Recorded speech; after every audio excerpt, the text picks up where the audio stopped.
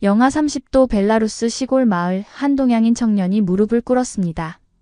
그 앞에는 평생 외국인을 본 적 없던 처녀의 부모가 서 있었죠. 딸을 평생 책임지겠습니다. 완벽한 러시아어로 절규하는 그 순간 어머니는 주체할 수 없는 눈물을 쏟았습니다. 대체 무슨 일이 벌어진 걸까요? 한국 청년이 시베리아 벌판을 건너온 진짜 이유는? 이야기 시작 전 구독, 좋아요, 어디서 듣고 계신지 댓글로 알려주세요. 행운을 전달드립니다. 안녕하세요, 여러분. 저는 벨라루스 민스크 출신의 올가 바실리예브나입니다. 28세로 벨라루스 국립대학교에서 언어학을 전공했고 국제교류연구원으로 일하고 있었어요. 제가 태어나고 자란 벨라루스는 동유럽에 위치한 내륙 국가로 러시아와 폴란드 사이에 자리 잡고 있습니다. 우리 가족은 전형적인 슬라브 문화권의 보수적인 가정이었어요. 아버지 바실리 알렉산드로비치는 민스크 외곽에서 작은 농장을 운영하시는 60대 중반의 엄격한 분이셨습니다. 키가 180cm가 넘는 건장한 체격에 회색 수염을 기르고 계셨죠. 평소에 말수가 적으시지만 한번 입을 열면 무게감 있는 말씀을 하시는 분이었어요. 특히 아버지는 가족의 전통을 매우 중시하셨습니다. 딸은 반드시 우리 문화권 남성과 결혼해야 한다. 외국 남성들은 우리의 전통과 가치를 이해할 수 없다고 늘 말씀하셨어요. 소비에트 시절을 경험하신 세대라 외부 문화에 대해 다소 경계심이 있으셨던 것 같아요. 어머니 타티아나 니콜라예브나는 정반대로 따뜻하고 말이 많으신 분이었습니다. 키는 160cm 정도로 작으시지만 활기찬 성격으로 온 집안을 밝게 만드시는 분이죠. 매일 아침 6시에 일어나서 정성스럽게 아침 식사를 준비하시고 저녁에는 뜨개질을 하시며 하루 있었던 일들을 들려달라고 하셨어요.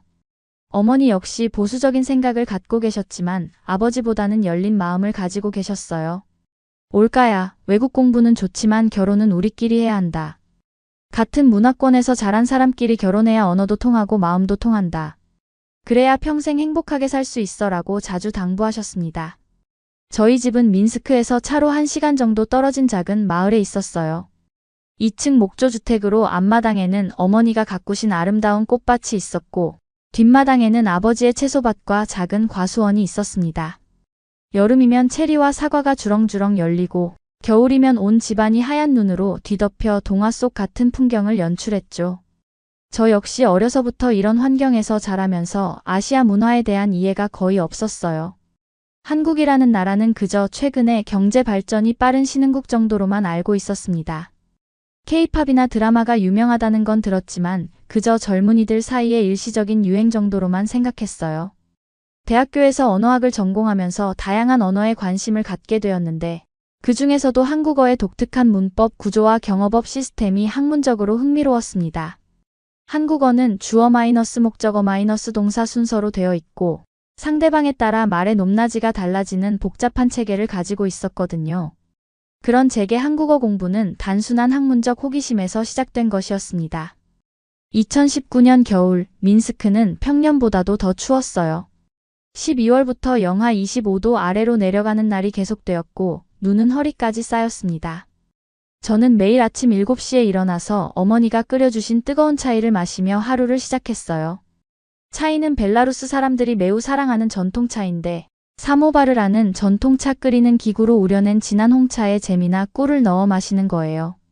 우리 마을의 겨울 아침은 정말 조용하고 평화로웠습니다. 새하얀 눈에 덮인 자작나무들 사이로 해가 떠오르면 온 세상이 다이아몬드 가루를 뿌린 것처럼 반짝였어요. 집에서 대학교까지는 버스로 1시간 30분 정도 걸렸는데 창밖 풍경을 보며 가는 그 시간이 제게는 하루 중 가장 평온한 시간이었습니다. 대학교 언어학과 연구실에서의 일과는 규칙적이었어요. 오전에는 한국어 텍스트 번역 작업을 하고 오후에는 언어학 이론 연구를 했죠. 제가 맡은 프로젝트는 한국 현대 문학 작품들을 러시아어로 번역하는 것이었는데 특히 한국인들의 정서가 담긴 표현들을 어떻게 러시아어로 옮길지 고민하는 시간이 많았어요. 연구실 동료들은 대부분 독일어나 영어를 전공하는 친구들이었어요. 그래서 제가 한국어를 공부한다고 하면 정말 특이한 선택이네. 왜 하필 한국어야? 라고 물어보곤 했습니다. 저는 한국어의 언어학적 특성이 정말 흥미로워요. 그리고 한국이 짧은 시간에 이룬 발전이 놀라워서 그 문화를 직접 경험해보고 싶어요 라고 답했죠. 점심시간이면 동료들과 함께 대학교 구내식당에서 식사했어요. 주로 보르시나 솔량카 같은 전통 수프에 검은 빵을 곁들여 먹었습니다. 식사를 하면서 서로의 연구 주제나 일상 이야기를 나누는 시간이 즐거웠어요. 가끔 제가 한국에서 배운 새로운 표현이나 문화적 차이점들을 설명해주면 친구들이 신기해했습니다. 오후 연구 시간에는 주로 한국어 문법서를 읽거나 한국 문화에 관한 논문들을 번역했어요. 특히 한국의 존댓말 체계는 정말 복잡했습니다. 나이, 사회적 지위, 친밀도에 따라 말의 형태가 완전히 달라지는 시스템이었거든요. 러시아어에도 존댓말이 있지만 한국어만큼 세분화되어 있지는 않았어요. 저녁 6시가 되면 집으로 돌아가는 버스를 탔어요. 겨울철에는 4시면 벌써 어두워지기 시작하니까 집에 도착할 때는 완전히 밤이었습니다. 버스 창문에 입김을 불어 그림을 그리거나 한국어 단어를 써보며 시간을 보냈어요. 그런 소소한 일들이 한국 유학을 기다리는 설렘을 더해주었습니다. 집에 도착하면 어머니가 항상 따뜻한 저녁을 준비해 두셨어요. 올가야, 오늘은 어땠니? 연구는 잘 되고 있고? 라고 물으시며 하루 종일 있었던 일들을 궁금해하셨죠. 저녁 식사는 우리 가족이 하루를 마무리하는 소중한 시간이었어요. 아버지는 농장 일을 마치고 오시면 항상 피곤한 기색이 역력했지만 식탁에서는 제 이야기를 열심히 들어주셨어요. 한국에 대해 새로 알게 된 것이 있니? 라고 물으시거나 한국 사람들은 어떤 성격인 것 같니? 라고 궁금해하셨습니다. 겉으로는 무뚝뚝하셨지만 속으로는 제가 하는 일에 관심이 많으셨던 거죠. 저녁 식사 후에는 온 가족이 거실에 모여 앉아 차를 마시며 텔레비전을 시청했어요. 주로 뉴스나 다큐멘터리를 봤는데 가끔 한국에 관한 뉴스가 나오면 가족 모두 관심 있게 지켜봤습니다. 특히 한국의 IT 기술이나 자동차 산업 소식이 나올 때면 아버지가 정말 대단한 나라구나라고 감탄하셨어요. 그해 10월 운명을 바꿀 소식이 들려왔습니다. 벨라루스 국립대학교에서 한국학 교환학생 프로그램 참가자를 모집한다는 공고였어요. 한국의 연세대학교와 자매결연을 맺고 매년 2명의 학생을 6개월간 파견하는 프로그램이었어요. 교환학생 프로그램 합격 소식을 가족들께 전한 후부터 집안 분위기가 미묘하게 변하기 시작했어요. 겉으로는 축하해 주시면서도 속으로는 걱정이 많으셨던 것 같습니다. 특히 아버지는 점점 더 자주 외국인 남성에 대한 경계심을 드러내셨어요.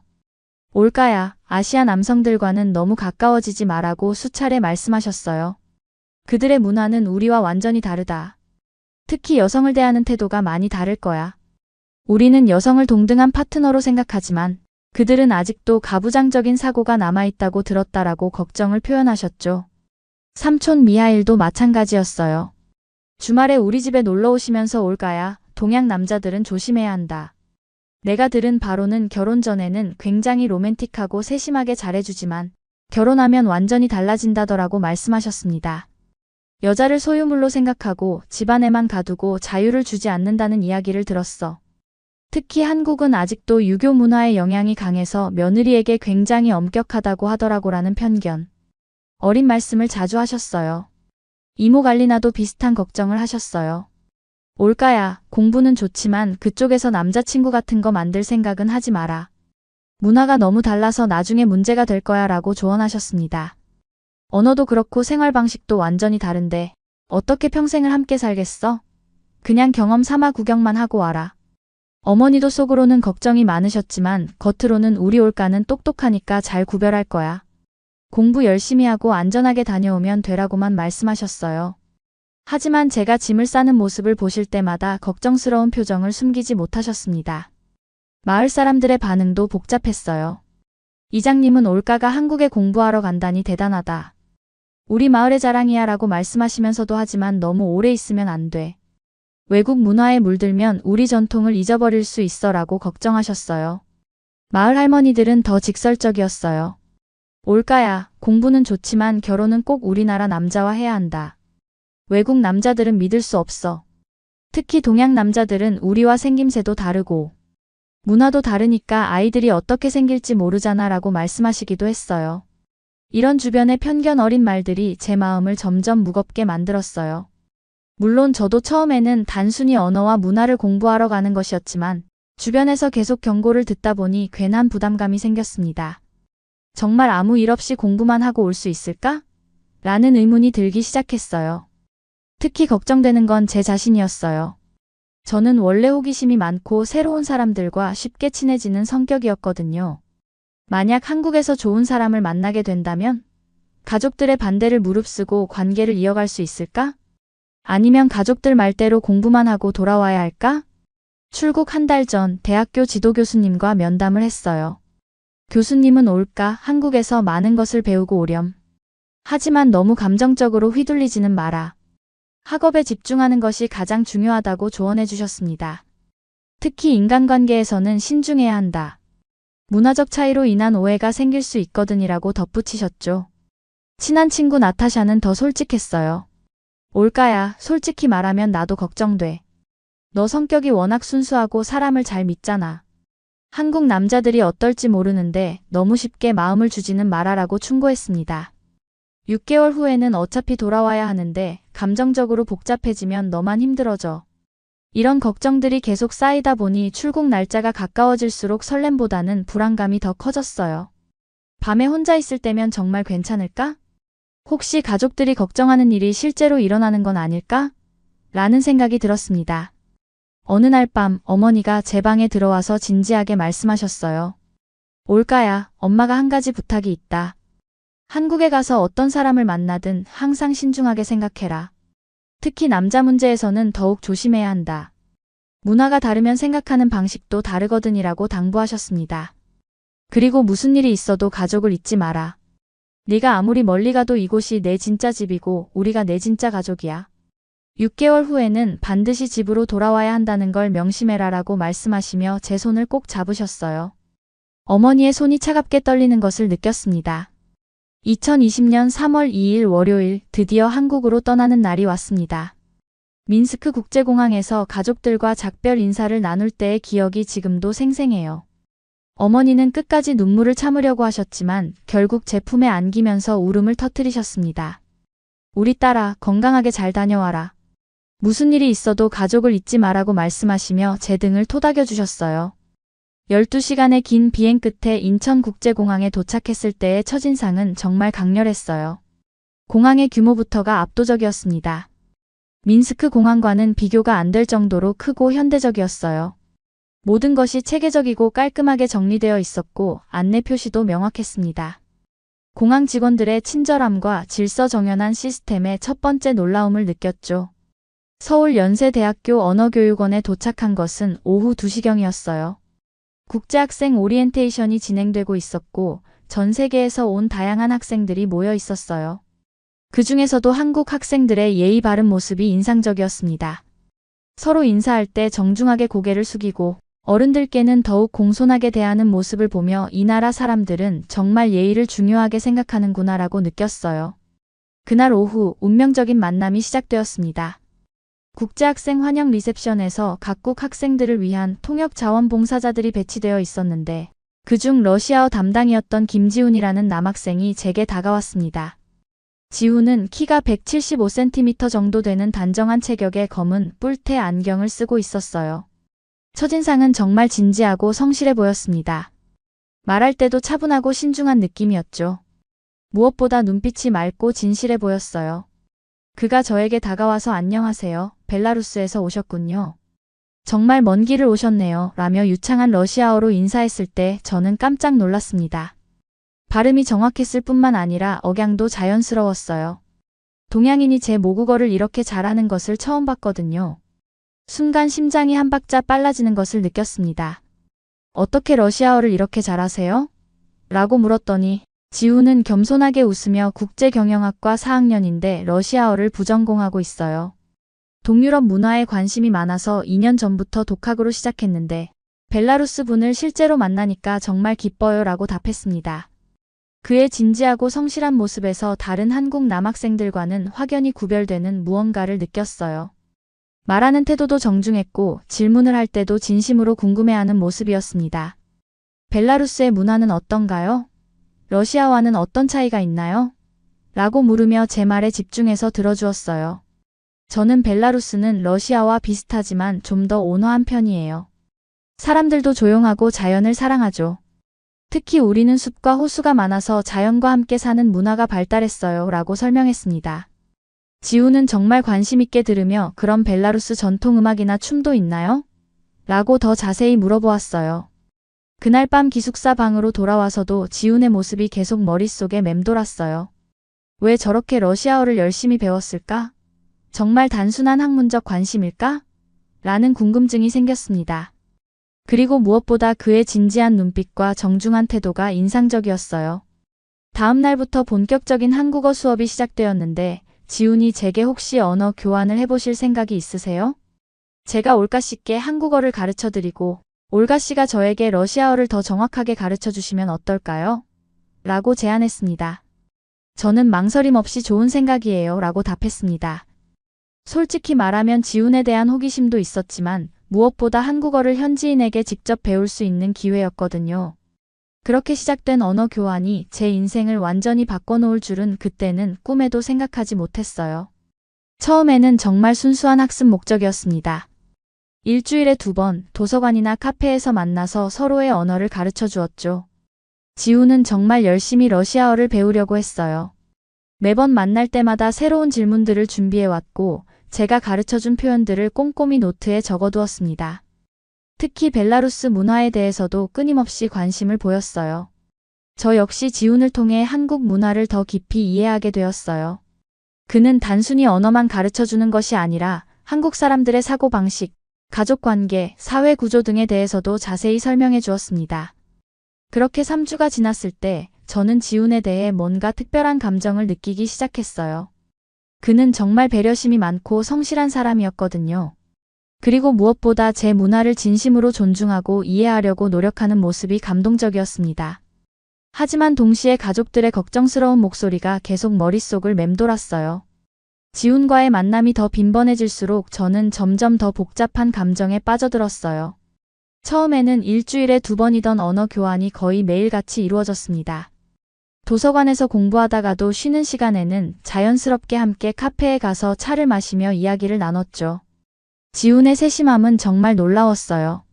제가 한국어로 어떤 표현을 어려워하면 여러 가지 예시를 들어가며 쉽게 설명해 주었고, 제가 한국 문화 중에서 이해하기 어려운 부분이 있으면 그 배경까지 자세히 알려주었습니다. 무엇보다 제 말에 항상 집중해서 들어주었어요. 어느 날 제가 감기에 걸려서 기숙사에서 쉬고 있을 때였어요. 지훈이 갑자기 문자를 보냈습니다. 올가 씨, 괜찮으세요? 감기에는 삼계탕이 좋다고 하는데 제가 끓여서 갖다 드릴까요? 처음에는 괜찮아요. 그냥 약 먹고 쉬면 나을 거예요 라고 거절했지만 1시간 후에 정말로 보온 도시락통에 뜨거운 삼계탕 한 그릇을 들고 기숙사까지 찾아온 거예요. 어떻게 이런 걸 직접 만들었어요? 라고 놀라서 물었더니 어머니한테 전화해서 레시피를 배웠어요. 감기 걸린 사람은 따뜻하고 영양 있는 음식을 먹어야 한다고 하셔서요 라고 답했습니다. 그 순간 정말 가슴이 뭉클했어요. 벨라루스에서도 이런 세심한 배려를 받아본 적이 거의 없었거든요. 또 다른 날에는 제가 향수병에 걸려서 울적해하고 있을 때였어요. 고향이 그리워서 기분이 좋지 않다고 했더니 지훈이 서울에도 민스크와 비슷한 풍경을 볼 수 있는 곳이 있어요. 함께 가볼까요? 라고 제안했습니다. 그래서 함께 간 곳이 올림픽 공원이었어요. 넓은 잔디밭과 호수 그리고 자작나무들이 있는 그곳은 정말로 고향의 풍경과 비슷했습니다. 지훈은 제 옆에서 조용히 걸으며 고향이 많이 그리우시죠? 저도 부산에 있는 부모님을 떠나 서울에서 혼자 생활하면서 그런 기분을 많이 느껴요 라고 공감해 주었습니다. 그의 따뜻한 공감과 위로에 마음이 많이 위로받았어요. 그날 오후 내내 올림픽 공원을 돌아다니며 서로의 고향 이야기, 가족 이야기, 그리고 꿈과 목표에 대해 깊은 대화를 나눴습니다. 시간이 흐를수록 이 사람은 정말 특별하다는 생각이 강해졌어요. 다른 한국 남학생들이 가벼운 만남을 추구하거나 외국인 여학생에게 호기심 어린 시선을 보내는 것과 달리 지훈은 항상 진지하고 깊이 있는 대화를 나누려고 했습니다. 제 꿈과 목표에 대해서도 진심으로 관심을 보였어요. 올가 씨는 앞으로 어떤 일을 하고 싶으세요? 라고 물어보기에 언어학자가 되어서 한국어와 러시아어를 연결하는 연구를 하고 싶어요. 두 언어 사이의 문화적 차이점과 공통점을 연구해서 상호 이해를 높이는 데 기여하고 싶습니다. 라고 답했어요. 그러자 지훈이 눈을 빛내며 정말 멋진 꿈이에요. 언어는 단순히 소통 도구가 아니라 문화와 사고방식을 담고 있는 그릇이잖아요. 올가 씨 같은 분이 두 문화를 연결해 준다면 정말 의미 있는 일이 될 것 같아요 라고 진심으로 응원해 주었습니다. 하지만 동시에 현실적인 걱정도 생겨났어요. 교환학생 기간은 6개월뿐이었고 시간은 빨리 흘러가고 있었습니다. 지훈과의 관계가 점점 깊어지는 걸 느끼고 있었지만 이렇게 마음이 기울어도 되는 걸까? 라는 의문이 들었어요. 가족들과 화상통화를 할 때마다 그런 복잡한 심정이 드러났어요. 어머니가 올까야 한국 생활은 어때? 친구들은 잘 사귀고 있어? 라고 물으시면 저는 네, 다들 친절해요. 특히 러시아어를 잘하는 한국 친구가 있어서 많이 도움받고 있어요 라고 조심스럽게 답했습니다. 그러자 아버지가 즉시 남자친구냐? 라고 직설적으로 물으셨어요. 저는 당황해서 아니에요. 그냥 언어 교환하는 친구예요. 순수하게 공부만 하는 관계라고요 라고 변명처럼 답했지만 아버지의 표정은 여전히 심각했습니다. 올까야, 네가 아무리 순수한 관계라고 해도 남자는 다를 수 있다. 너무 가깝게 지내지는 말아라. 6개월 후에는 집으로 돌아와야 한다는 걸 절대 잊지 마라고 단호하게 말씀하시더군요. 주변 벨라루스 교환학생들의 반응도 복잡했어요. 같은 프로그램에 참가한 나타샤는 올까야, 너 요즘 그 한국 남자랑 너무 자주 만나는 거 아니야? 조금 조심해야 할 것 같은데라고 우려를 표현했습니다. 왜? 라고 반문하자 나타샤가 동양 남자들은 처음에만 잘해준다더라. 외국인 여자들에게는 특히 그런 경향이 강하다고 들었어. 결국에는 자기네 문화권 여자와 결혼하고 외국인은 그냥 재미로만 만난다는 이야기도 있고라고 걱정스럽게 말했어요. 친구들의 걱정 어린 말들이 제 마음을 더욱 복잡하게 만들었어요. 한편으로는 친구들이 절 걱정해주는 마음이 고마웠지만 다른 한편으로는 내 감정을 다른 사람들이 판단할 권리가 있나? 라는 생각도 들었습니다. 하지만 지훈과 함께 보내는 시간은 너무나 행복했어요. 그와 함께 있으면 모든 걱정이 사라지고 정말 자연스럽고 편안했습니다. 그는 저를 한국의 여러 곳으로 데려가며 문화를 소개해 주었어요.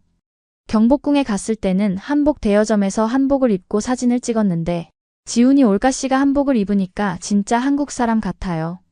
정말 아름다워요 라고 진심 어린 칭찬을 했습니다.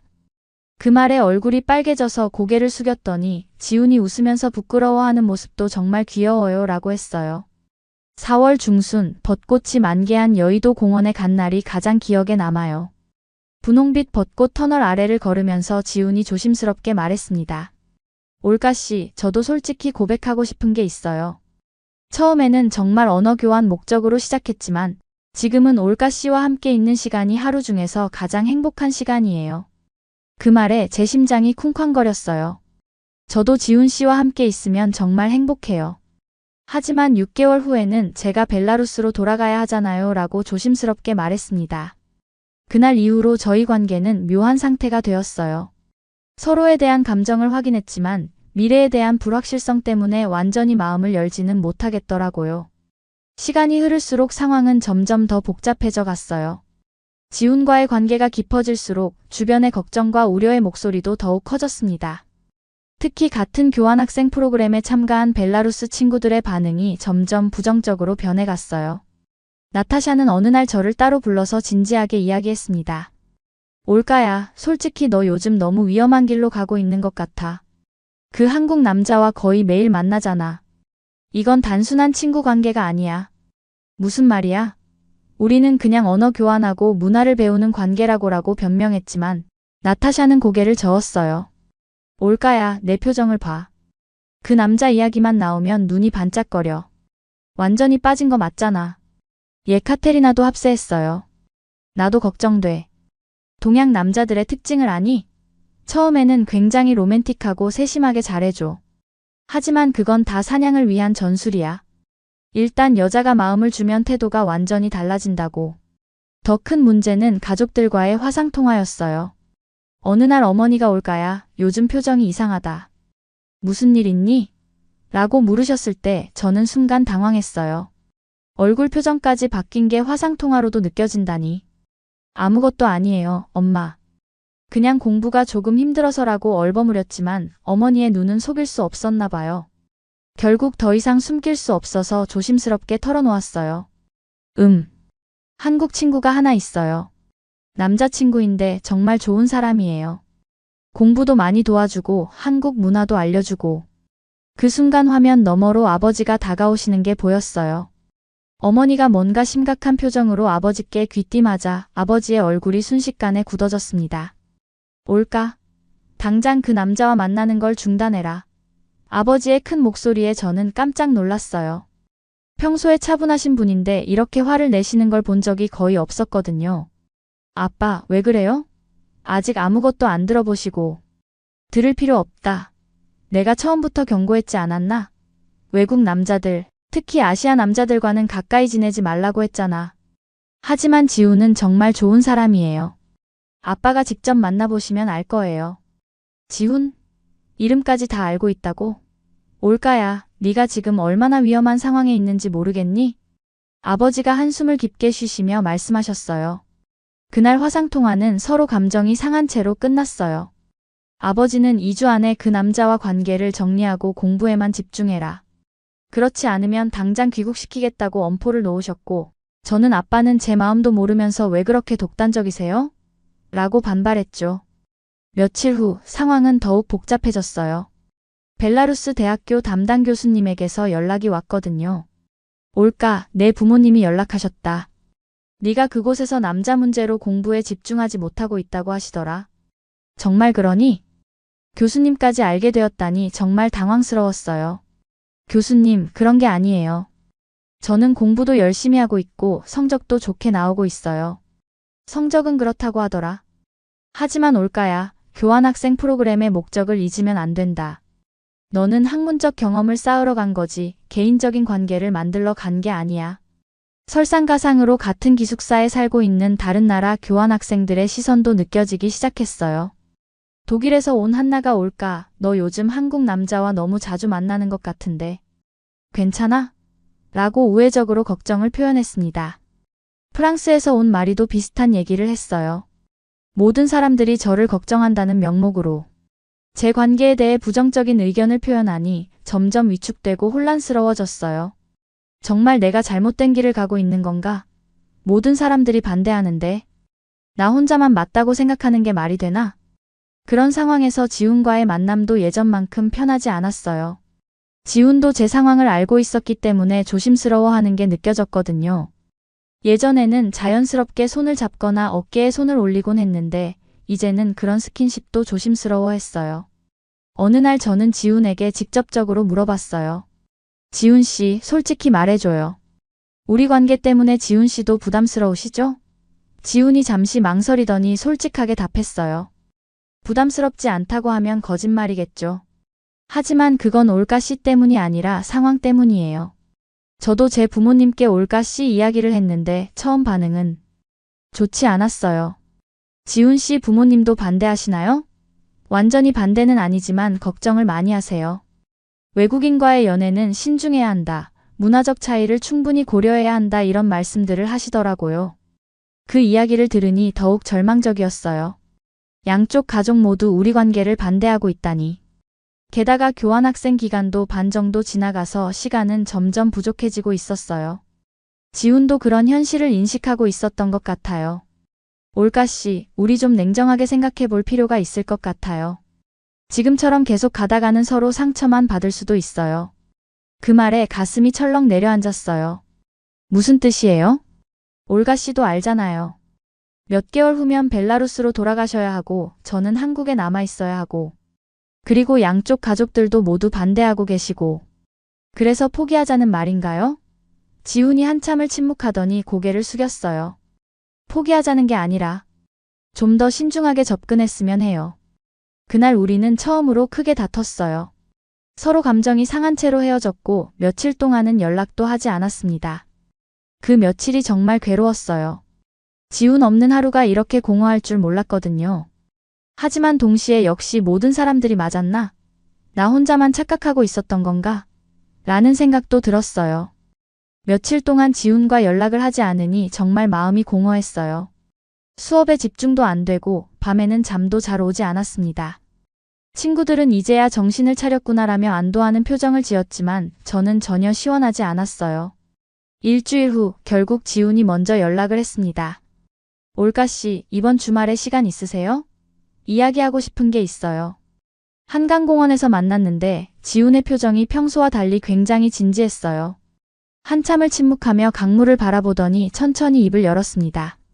올가씨, 지난 일주일 동안 정말 많은 생각을 했어요. 우리 관계에 대해서, 그리고 앞으로 어떻게 해야 할지에 대해서요. 제 가슴이 쿵쾅거렸어요. 지훈의 표정에서 좋지 않은 예감이 들었거든요. 저는 올가씨를 정말 좋아해요. 이건 변하지 않는 사실이에요. 하지만 현실적으로 생각해보니 우리에게는 너무 많은 장벽이 있는 것 같아요. 무슨 장벽을 말하는 거예요? 일단 거리에 문제가 있어요. 벨라루스와 한국은 8,000km나 떨어져 있어요.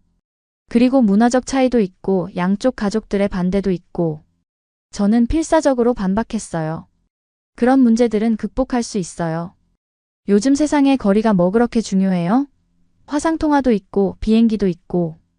그리고 문화적 차이는 서로 이해하려고 노력하면 되는 거 아닌가요? 지훈이 고개를 저었어요. 올가씨, 그렇게 간단한 문제가 아니에요. 저도 처음에는 사랑만 있으면 모든 걸 극복할 수 있다고 생각했어요. 하지만 현실은 그렇지 않더라고요. 그럼 지금까지 저한테 했던 말들은 다 거짓말이었나요? 진심으로 좋아한다고 하고 함께 있는 시간이 행복하다고 했잖아요. 그건 모두 진심이었어요. 지금도 변하지 않았고요. 하지만 진심이라고 해서 모든 문제가 해결되는 건 아니잖아요. 그때 지훈이 말한 구체적인 이유들을 들으니 더욱 절망적이었어요. 그는 제가 생각하지 못했던 현실적인 문제들을 하나하나 들어가며 설명했습니다. 올가씨, 만약 우리가 정말 결혼한다면 어디서 살 건가요? 한국에서 살면 올가씨는 가족과 떨어져 있어야 하고, 벨라루스에서 살면 제가 제 가족과 떨어져 있어야 해요. 그리고 아이들은 어떤 언어로 키울 건가요? 그런 건 나중에 차근차근 결정하면 되잖아요. 올가씨, 그게 그렇게 간단한 문제가 아니에요. 제가 조사해본 결과 국제결혼의 이혼율이 일반 결혼보다 2배 이상 높대요.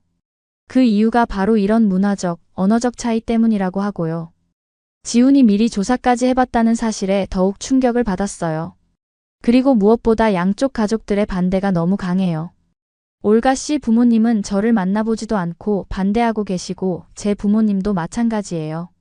이런 상황에서 어떻게 관계를 지속할 수 있겠어요? 저는 마지막으로 호소해봤어요. 지훈 씨, 그럼 적어도 시도는 해봐요.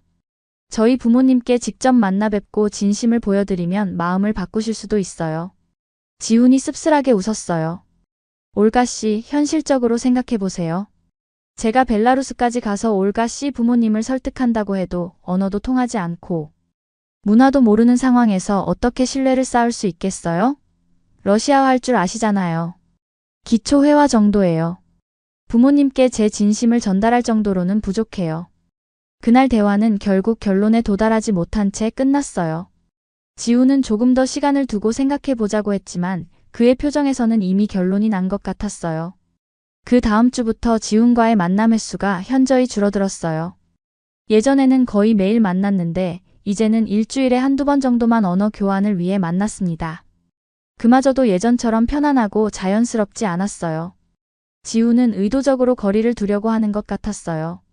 예전에는 카페에서 몇 시간씩 앉아서 이야기했는데 이제는 1시간 정도 공부하고 나면 오늘은 이만할까요? 라며 자리를 뜨려고 했어요. 더 가슴 아픈 건 지훈의 태도 변화였어요. 예전처럼 제 일상에 관심을 보이지도 않았고 개인적인 이야기도 하지 않으려고 했어요. 어느 날은 참다 못해 지훈 씨, 우리 예전처럼 지낼 수는 없나요? 라고 물어봤어요. 지훈이 난처한 표정을 지으며 올가 씨, 우리가 너무 가까워지면 나중에 헤어질 때 더 힘들어질 것 같아요 라고 답했습니다. 그럼 지금부터 미리 헤어질 준비를 하자는 말인가요? 한 달이 더 지나자 상황은 더욱 악화되었어요. 지훈과의 언어 교환도 격주로 한 번 하는 정도로 줄어들었고 만날 때도 정말 공식적인 관계처럼 느껴졌어요. 개인적인 연락도 거의 하지 않았고요. 친구들은 이제야 정신을 차렸구나. 처음부터 말했잖아. 동양 남자들은 다 그렇다고라며 저를 위로했지만 전혀 위로가 되지 않았어요. 오히려 내가 정말 착각하고 있었나? 라는 자괴감만 더 커졌습니다. 교환학생 프로그램도 이제 2개월 정도 남았는데 갑자기 한국에 있는 시간이 의미 없게 느껴졌어요.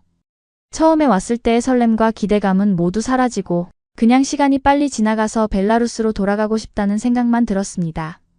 2020년 8월 15일 드디어 귀국하는 날이 왔습니다. 인천공항에서 벨라루스행 비행기에 오를 때 마음 한구석에는 지훈이 나타나서 저를 붙잡아 주기를 바라는 마음도 있었어요. 하지만 그는 끝까지 나타나지 않았습니다. 아쉬움과 허탈감을 안고 고향으로 돌아왔죠.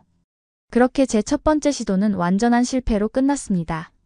벨라루스로 돌아온 후 한 달간 저는 깊은 혼란과 자괴감 속에 있었습니다. 매일 밤 침대에 누워서 내가 정말 바보였나? 라는 생각을 반복했어요. 지훈과의 관계가 실패로 끝난 후 저는 제 자신에 대한 신뢰를 완전히 잃었습니다. 내가 사람을 보는 눈이 없었나? 아니면 정말 너무 순진하게 생각했던 건가? 하며 밤마다 자책했어요. 지훈이 저에게 보여준 관심과 배려들, 함께 나눈 깊은 대화들, 그리고 그가 진심이라고 했던 말들까지. 그 모든 것들이 정말 진짜였을까요? 아니면 제가 착각한 건가요?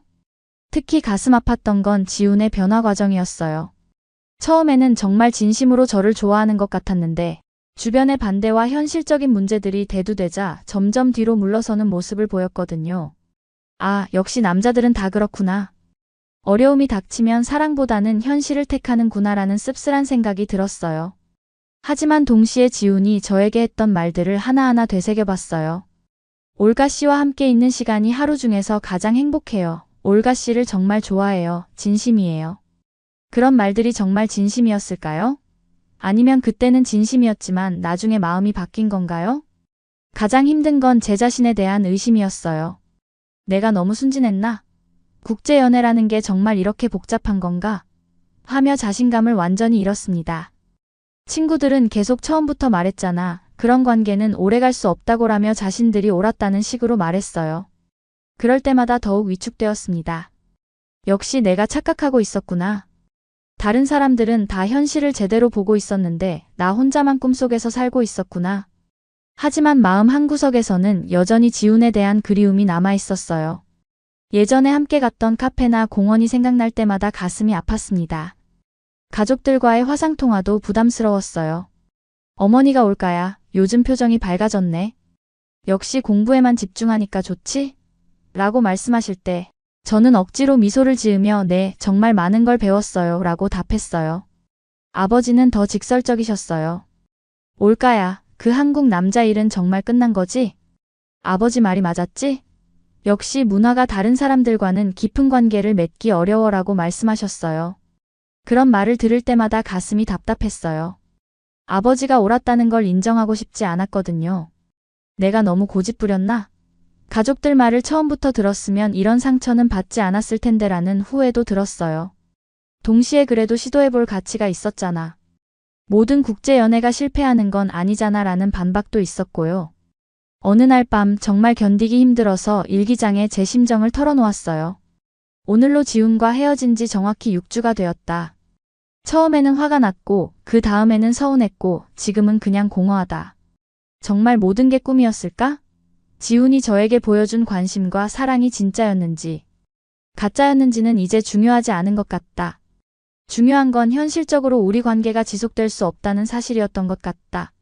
모든 사람들이 반대했고 모든 사람들이 불가능하다고 했다. 그리고 결국 그들이 맞았다. 나 혼자만 가능하다고 믿었던 것 같다. 일기를 쓰면서도 마음이 복잡했어요. 한편으로는 체념하고 포기하고 싶었지만 다른 한편으로는 아직도 뭔가 아쉬웠거든요. 정말 이렇게 끝내는 게 맞나? 좀 더 노력해 볼 수는 없을까?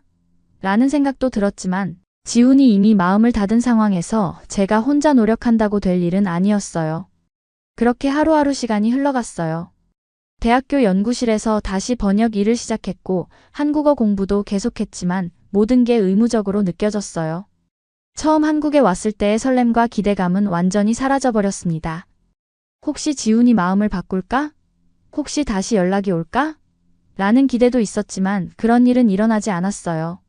어느 날은 정말 용기를 내서 지훈에게 문자를 보내볼까 생각했어요. 안녕하세요, 지훈 씨. 요즘 어떻게 지내세요? 정도의 간단한 인사라도 말이죠. 하지만 결국 보내지 못했어요. 내가 너무 집착하고 있나? 이미 끝난 관계에 너무 매달리고 있는 건 아닌가? 라는 자책도 들었어요. 친구들도 올까야, 이제 정말 잊어야 해. 계속 과거에 매달려 있으면 새로운 기회를 놓칠 수도 있어라고 조언했고요. 한 달이 더 지나면서 조금씩 일상을 회복하려고 노력했어요. 그래도 좋은 경험이었어. 한국어도 늘었고 시야도 넓어졌잖아 라고 스스로를 위로하며 마음 한구석에 아쉬움을 묻어두려고 했습니다. 하지만 그럼에도 불구하고 가슴 깊은 곳에서는 여전히 작은 희망의 불씨가 타고 있었어요. 마지막까지는 모르는 거 아닌가? 혹시 기적 같은 일이 일어날 수도 있지 않을까? 라는 비현실적인 기대였지만 완전히 포기할 수는 없었어요. 그런 복잡한 마음으로 벨라루스에서의 일상을 보내고 있을 때 정말 예상치 못한 일이 벌어질 거라고는 꿈에도 생각하지 못했어요. 제가 이미 모든 걸 포기하고 체념하고 있을 때 운명은 다시 한번 저에게 놀라운 반전을 선사할 준비를 하고 있었습니다. 그리고 그 반전의 순간이 바로 9월 20일 토요일 아침에 찾아올 거라고는 그때의 저는 전혀 예상하지 못했어요. 9월 20일 토요일 아침 평소처럼 늦잠을 자고 있는데 갑자기 어머니의 급한 목소리가 들렸습니다. 올까야, 올까야, 빨리 나와봐. 너한테 찾아온 사람이 있다. 어머니의 목소리에서 평소와 다른 당황스러움이 느껴져서 급히 일어났어요. 무슨 일인가 싶어서 잠옷 차림 그대로 거실로 뛰어나갔습니다. 그런데 정말 믿을 수 없는 광경이 펼쳐져 있었어요. 우리 집 현관에 동양인 남성이 큰 여행 가방을 끌고 서 있었거든요. 순간 현실감이 없었어요. 꿈인가? 내가 지금 환각을 보고 있는 건가? 하지만 그 사람이 고개를 들어 저를 바라보는 순간 제 심장이 멎는 줄 알았어요. 바로 지훈이었거든요. 8,000km를 날아와서 우리 집 앞에 서 있는 지훈을 보는 순간 머릿속이 하얘졌어요. 지훈은 여행의 피로가 역력한 얼굴로 서툰 러시아어로 정중하게 인사했습니다. 안녕하세요. 저는 김지훈입니다. 올가를 만나러 한국에서 왔습니다. 어머니와 아버지는 완전히 당황한 표정으로 이 낯선 동양인 청년을 바라보고 계셨어요. 아버지의 얼굴이 순식간에 딱딱하게 굳었고 어머니는 어찌할 바를 모르는 듯 저와 지훈을 번갈아 보셨습니다. 아버지가 거친 어조로 물으셨어요. 이 사람이 누구냐? 왜 우리 집에 왔느냐? 저는 급히 끼어들었어요. 아빠, 이분은 제가 한국에서 알게 된 친구예요. 하지만 친구라는 단어가 입에서 나올 때 어색했어요. 지훈과 저 사이의 복잡한 관계를 어떻게 설명해야 할지 몰랐거든요. 지훈이 깊이 고개를 숙이며 말했습니다. 죄송합니다. 갑자기 찾아와서 놀라게 해드렸네요. 저는 올가와 진지한 관계를 원합니다. 부모님께 정식으로 허락을 구하고 싶어서 왔습니다. 그 말을 들은 순간 거실이 조용해졌어요. 아버지의 얼굴이 더욱 굳어졌고 어머니는 올가야, 이게 대체 무슨 일이니? 라며 당황해하셨습니다. 저 역시 완전히 당황했어요. 지훈이 벨라루스까지 와서 부모님께 허락을 구한다니 이런 일이 실제로 일어날 줄은 상상도 못했거든요. 아버지가 화를 내기 시작하셨어요. 무슨 소리냐? 우리 딸을 데려가겠다는 말이냐? 어머니가 상황을 수습하려고 하셨어요. 여보, 일단 안으로 들어와서 이야기해보죠. 그렇게 해서 지훈이 우리 집에 들어오게 되었어요. 거실에 앉은 지훈의 모습을 보니 정말 비현실적이었어요. 한 달 전만 해도 모든 게 끝났다고 생각했는데 갑자기 그가 눈앞에 나타나다니. 지훈은 조심스럽게 말을 시작했어요. 먼저 갑작스럽게 찾아와서 죄송합니다. 하지만 올가에 대한 제 마음을 부모님께 직접 전달하고 싶었습니다. 아버지가 차갑게 말씀하셨어요. 젊은이, 네가 무슨 생각으로 여기까지 왔는지는 모르겠지만 우리는 딸을 외국으로 보낼 생각이 없다. 아버지, 저는 올가를 한국으로 데려가려는 게 아닙니다. 저희가 어디서 살든 상관없이 올가를 평생 소중히 모시겠다는 말씀을 드리고 싶었어요. 그 말에 어머니가 조금 관심을 보이셨어요. 그럼 너는 우리 올가와 어떤 관계니? 지훈이 저를 바라보더니 솔직하게 답했어요. 저는 올가를 사랑합니다. 처음에는 언어 교환을 위한 만남이었지만 시간이 지나면서 진심 어린 감정이 생겼습니다. 아버지가 더욱 화를 내셨어요. 그럼 우리 딸을 속였다는 말이냐? 그런데 놀라운 건 지훈이 얼마나 철저하게 준비해서 왔는지였어요. 벨라루스에 오기 전 몇 달 동안 러시아어를 더욱 집중적으로 공부했고 벨라루스 문화와 전통에 대해서도 깊이 있게 조사해 왔더라고요. 저는 벨라루스가 얼마나 아름다운 나라인지 알고 있습니다. 그리고 벨라루스 사람들이 얼마나 가족을 중시하는지도 배웠습니다. 첫날 저녁 식사 때는 정말 어색했어요. 하지만 지훈이 벨라루스 식사 예절을 정확히 알고 있어서 놀랐어요. 어른들께 먼저 인사드리고 술을 따를 때도 두 손으로 정중하게 따랐어요. 어머니가 만든 드라니키를 맛보며 정말 맛있습니다. 어머니 요리 솜씨가 대단하세요 라고 진심으로 칭찬했습니다. 그 모습을 보신 어머니가 이 아이 참 예의 바른 애라고 작은 소리로 중얼거리셨어요. 하지만 아버지는 여전히 차갑게 지켜보고 계셨습니다. 그날 밤 지훈은 우리 집 거실에서 잤어요. 다음 날부터 지훈의 본격적인 실내 싸기가 시작되었어요. 새벽 5시에 일어나서 마당 청소를 했고 어머니가 그럴 필요 없다고 말렸지만 제가 머무르는 동안 조금이라도 도움이 되고 싶습니다 라며 계속 집안일을 도왔어요. 아버지가 농장에 나가실 때도 따라가서 농기구 정리를 도왔어요. 처음에는 서툴렀지만 금세 요령을 터득했습니다. 아버지가 도시 아이가 이런 일을 할 줄 아나? 라고 비꼬듯 말씀하셨지만 지훈은 한국에서도 부모님 농장 일을 도왔습니다 라고 겸손하게 답했어요. 놀랍게도 지훈의 부모님은 정말로 부산에서 작은 농장을 운영하고 계셨어요. 그래서 농사일이 전혀 낯설지 않았던 거죠. 아버지도 그런 지훈의 모습을 보시며 조금씩 표정이 누그러지는 것 같았어요. 가장 인상적이었던 건 지훈이 어머니께 보여준 정성이었어요. 매일 아침 마을 시장에 가서 어머니가 좋아하시는 장미꽃을 사왔어요. 한국에서는 어른께 꽃을 드리는 것이 예의라고 배웠습니다 라고 말하면서 말이죠. 어머니는 처음에는 당황해 하셨지만 점점 지훈의 진심을 느끼시게 되었어요. 저녁 식사 때마다 지훈은 벨라루스 전통 요리를 정말 맛있게 드셨어요. 보르시를 먹으며 이 맛을 정말 그리워했습니다. 한국에서도 만들어 먹으려고 했지만 어머니 솜씨를 따라갈 수가 없었어요 라고 말했어요. 어머니가 정말이니? 한국에서도 우리 음식을 만들어 먹었다고? 라고 놀라서 물으시자 지훈이 네, 올가가 레시피를 가르쳐줘서 몇 번 시도해봤어요 라고 답했어요. 그런 이야기들을 들으시며 어머니의 마음이 점점 열리는 게 느껴졌어요. 우리 올가가 그런 걸 가르쳐줬다고? 참 기특한 애라고 말씀하시기도 했고요. 지훈이 우리 집에 온 지 일주일이 지나자 분위기가 조금씩 바뀌기 시작했습니다. 그의 성실함과 진정성이 천천히 가족들의 마음을 움직이고 있었어요. 지훈이 우리 집에 머문 지 일주일이 지나자 상황이 조금씩 변하기 시작했어요. 처음에는 완전히 경계하시던 아버지도 지훈의 성실한 모습을 보시며 태도가 누그러지고 계셨거든요. 특히 아버지가 감동받으신 건 지훈의 농사일 솜씨였어요. 어느 날 아버지가 지훈에게 너 정말 농사일 해봤니? 라고 물으시자 지훈이 자세히 설명해드렸어요.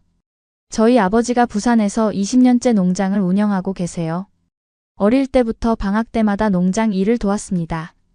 특히 고추, 마늘, 양파 농사를 주로 지으시는데 제가 대학생이 된 후에도 바쁘실 때마다 내려가서 도와드리고 있어요. 아버지가 관심 있게 들으시더니 그럼 농사가 얼마나 힘든지 알겠구나라고 말씀하셨어요. 지훈이 네, 정말 힘든 일이지만 보람도 큰 일이라고 생각해요. 무엇보다 가족을 위해 땀 흘리시는 아버지를 보면서 많이 배웠습니다. 라고 답했어요. 그런 대화를 나누시면서 아버지와 지훈 사이에 묘한 공감대가 형성되는 것 같았어요. 지훈은 단순히 우리 가족의 마음을 얻는 것에만 그치지 않았어요. 그는 체계적이고 장기적인 계획을 갖고 있었습니다. 어느 날 저녁, 온 가족이 모인 자리에서 지훈이 자신의 계획을 설명했어요. 아버지, 어머니, 저는 올가와의 미래에 대해 진지하게 생각하고 있습니다. 만약 허락해 주신다면 제가 생각하는 계획을 말씀드리고 싶어요. 아버지가 들어보자고 하시자 지훈이 차근차근 설명하기 시작했습니다. 첫째, 저는 올가를 무조건 한국으로 데려가려는 생각이 없습니다. 올가가 원한다면 저도 벨라루스에서 살 의향이 있어요. 둘째, 결혼 후에도 1년에 최소 2번은 이곳에 와서 부모님께 안부를 여쭐 것입니다.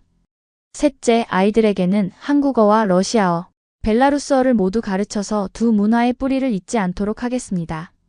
어머니가 놀란 표정으로 정말 그렇게 할 거니? 라고 물으시자 지훈이 단호하게 네, 약속드립니다. 그리고 저는 이미 벨라루스에서 할 수 있는 일도 알아봤어요. 한국 기업의 동유럽 진출을 돕는 컨설팅 회사나 한국 마이너스 벨라루스 무역 관련 일들이 많이 있더라고요 라고 답했어요. 아버지가 구체적으로 어떤 일을 할 건가?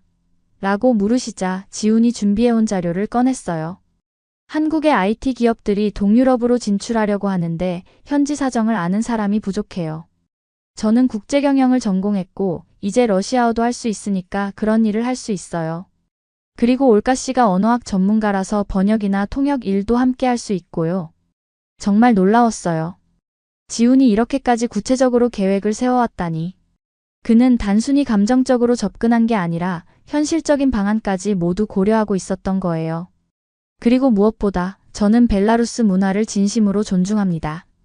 이미 러시아어 공부도 계속하고 있고 벨라루스 전통과 역사에 대해서도 많이 배우고 있어요. 올가의 뿌리를 소중히 여기겠습니다. 지훈이 말하면서 벨라루스 역사책과 문화 관련 자료들을 보여주었어요. 정말 성의껏 준비해온 게 느껴졌습니다. 어머니가 감동받은 표정으로 이 아이 정말 생각이 깊구나라고 말씀하셨어요. 아버지도 젊으니 네가 그렇게까지 생각하고 있었구나라며 놀라워하셨습니다. 하지만 지훈의 계획은 거기서 끝나지 않았어요. 그리고 저는 올가와 함께 두 나라를 잇는 문화교류 사업도 하고 싶습니다. 한국 사람들에게 벨라루스의 아름다운 문화를 알리고 벨라루스 사람들에게도 한국의 좋은 문화를 소개하는 거예요. 구체적으로 어떤 식으로요? 라고 제가 물어보자 지훈이 설명했어요. 예를 들어 벨라루스 전통 공예품을 한국에 소개하거나 한국의 K-뷰티나 K-푸드를 벨라루스에 들여오는 거예요. 그리고 양국의 젊은이들이 교류할 수 있는 프로그램도 만들고 싶고요. 정말 상상하지 못했던 구체적이고 원대한 계획이었어요. 지훈은 단순히 저와 결혼하고 싶다는 것이 아니라 진짜로 두 나라를 잇는 다리 역할을 하고 싶어 했던 거예요. 그리고 무엇보다 저는 올가의 꿈을 응원하고 싶어요. 올가가 언어학자로서 두 언어를 연구하는 일을 계속할 수 있도록 도울 거예요. 제가 사업적인 부분을 담당하고 올가는 학문적인 부분을 맡아서 함께 일하면 정말 의미 있는 일을 할 수 있을 것 같아요. 그 말을 듣고 저는 정말 감동받았어요. 지훈이 제 꿈과 목표까지 이렇게 진지하게 생각하고 있었다니. 한국에서 헤어질 때는 현실적인 문제만 이야기했던 그가 이제는 모든 문제에 대한 해결책을 준비해 온 거예요. 아버지가 젊으니 내가 정말 진심이라는 걸 알겠다. 하지만 말이 쉽지 실제로는 어려울 수도 있어라고 말씀하시자 지훈이 그래서 제가 직접 여기까지 온 거예요. 말로만 하는 게 아니라 행동으로 보여드리고 싶었어요 라고 답했습니다. 그리고 저는 이미 제 부모님께도 모든 걸 말씀드렸어요. 처음에는 걱정하셨지만 지금은 응원해주고 계세요. 부모님도 올가를 만나보고 싶어 하시고 벨라루스에도 꼭 와보고 싶다고 하세요. 어머니가 정말이니? 지훈이 부모님이 그렇게 말씀하셨다고? 라고 물으시자 지훈이 핸드폰으로 부모님과의 화상통화를 연결했어요. 한국에 계신 지훈의 부모님이 화면에 나타나서 서툰 러시아어로 안녕하세요. 올가 부모님이라고 인사하셨어요. 지훈의 어머니가 우리 지훈이가 정말 좋은 분을 만났다고 해서 기뻐요. 올가 씨를 우리 딸처럼 사랑하겠습니다. 라고 말씀하시고 지훈의 아버지도 벨라루스에 꼭 놀러 가겠습니다. 우리도 두 나라가 친하게 지내면 좋겠어요. 라고 하셨어요. 그 모습을 보신 우리 부모님도 감동받으신 것 같았어요. 어머니가 이 아이들 정말 진심이구나라고 말씀하시며 눈시울을 적시셨고 아버지도 젊으니 내 마음은 알겠다라고 하시며 표정이 많이 누그러지셨어요. 그날 밤 지훈의 체계적이고 진정성 있는 계획을 듣고 나서 저는 정말 놀랐어요. 한국에서 헤어질 때의 그와는 완전히 다른 모습이었거든요. 그때는 문제점만 이야기했던 그가 이제는 모든 문제에 대한 해결책을 준비해 온 거예요. 지훈이 머문 두 번째 주부터 분위기가 확실히 바뀌기 시작했어요. 그의 치밀한 계획과 진정성이 가족들의 마음을 움직이고 있었거든요. 특히 아버지가 지훈을 보는 시선이 완전히 달라졌어요. 처음에 경계심은 사라지고 점점 인정하시는 모습을 보였습니다. 어느 날 아침 아버지가 지훈에게 오늘은 좀 어려운 일이 있는데 도와줄 수 있겠나? 라고 물으셨어요. 오래된 농기구 창고를 정리하는 일이었는데 정말 힘들고 더러운 작업이었거든요. 하지만 지훈은 망설임 없이 네, 기꺼이 도와드리겠습니다. 라고 답했어요. 하루 종일 먼지투성이가 되어 창고 정리를 하는 지훈의 모습을 보시고 아버지가 이 아이 정말 성실하다고 감탄하셨어요. 저녁에 지훈이 씻고 나와서 아버지, 창고가 정말 깔끔해졌네요. 이제 농기구들을 훨씬 효율적으로 보관할 수 있을 것 같아요. 라고 말하자 아버지가 흐뭇한 표정을 지으셨어요. 지훈의 놀라운 점은 단순히 열심히 일하는 것뿐만 아니라 모든 일에 대해 진지하게 생각하고 개선점을 찾으려고 노력한다는 것이었어요. 농장 일을 도우면서도 아버지, 이 부분은 이렇게 하시면 더 효율적일 것 같은데요. 라며 건설적인 제안을 하기도 했거든요. 어머니와의 관계도 훨씬 더 가까워졌어요. 지훈이 매일 아침 시장에서 사오는 꽃은 이제 일상이 되었고, 어머니도 지훈이 좋아할 만한 음식을 특별히 준비해 주시기 시작했어요. 지훈아, 이건 우리 벨라루스 전통 과자야. 한번 먹어봐라 라고 하시며 정성스럽게 만든 푸야니키를 내어주시기도 했고요. 지훈은 어머니가 주신 음식을 정말 맛있게 드셨어요. 어머니, 이 과자 정말 맛있어요.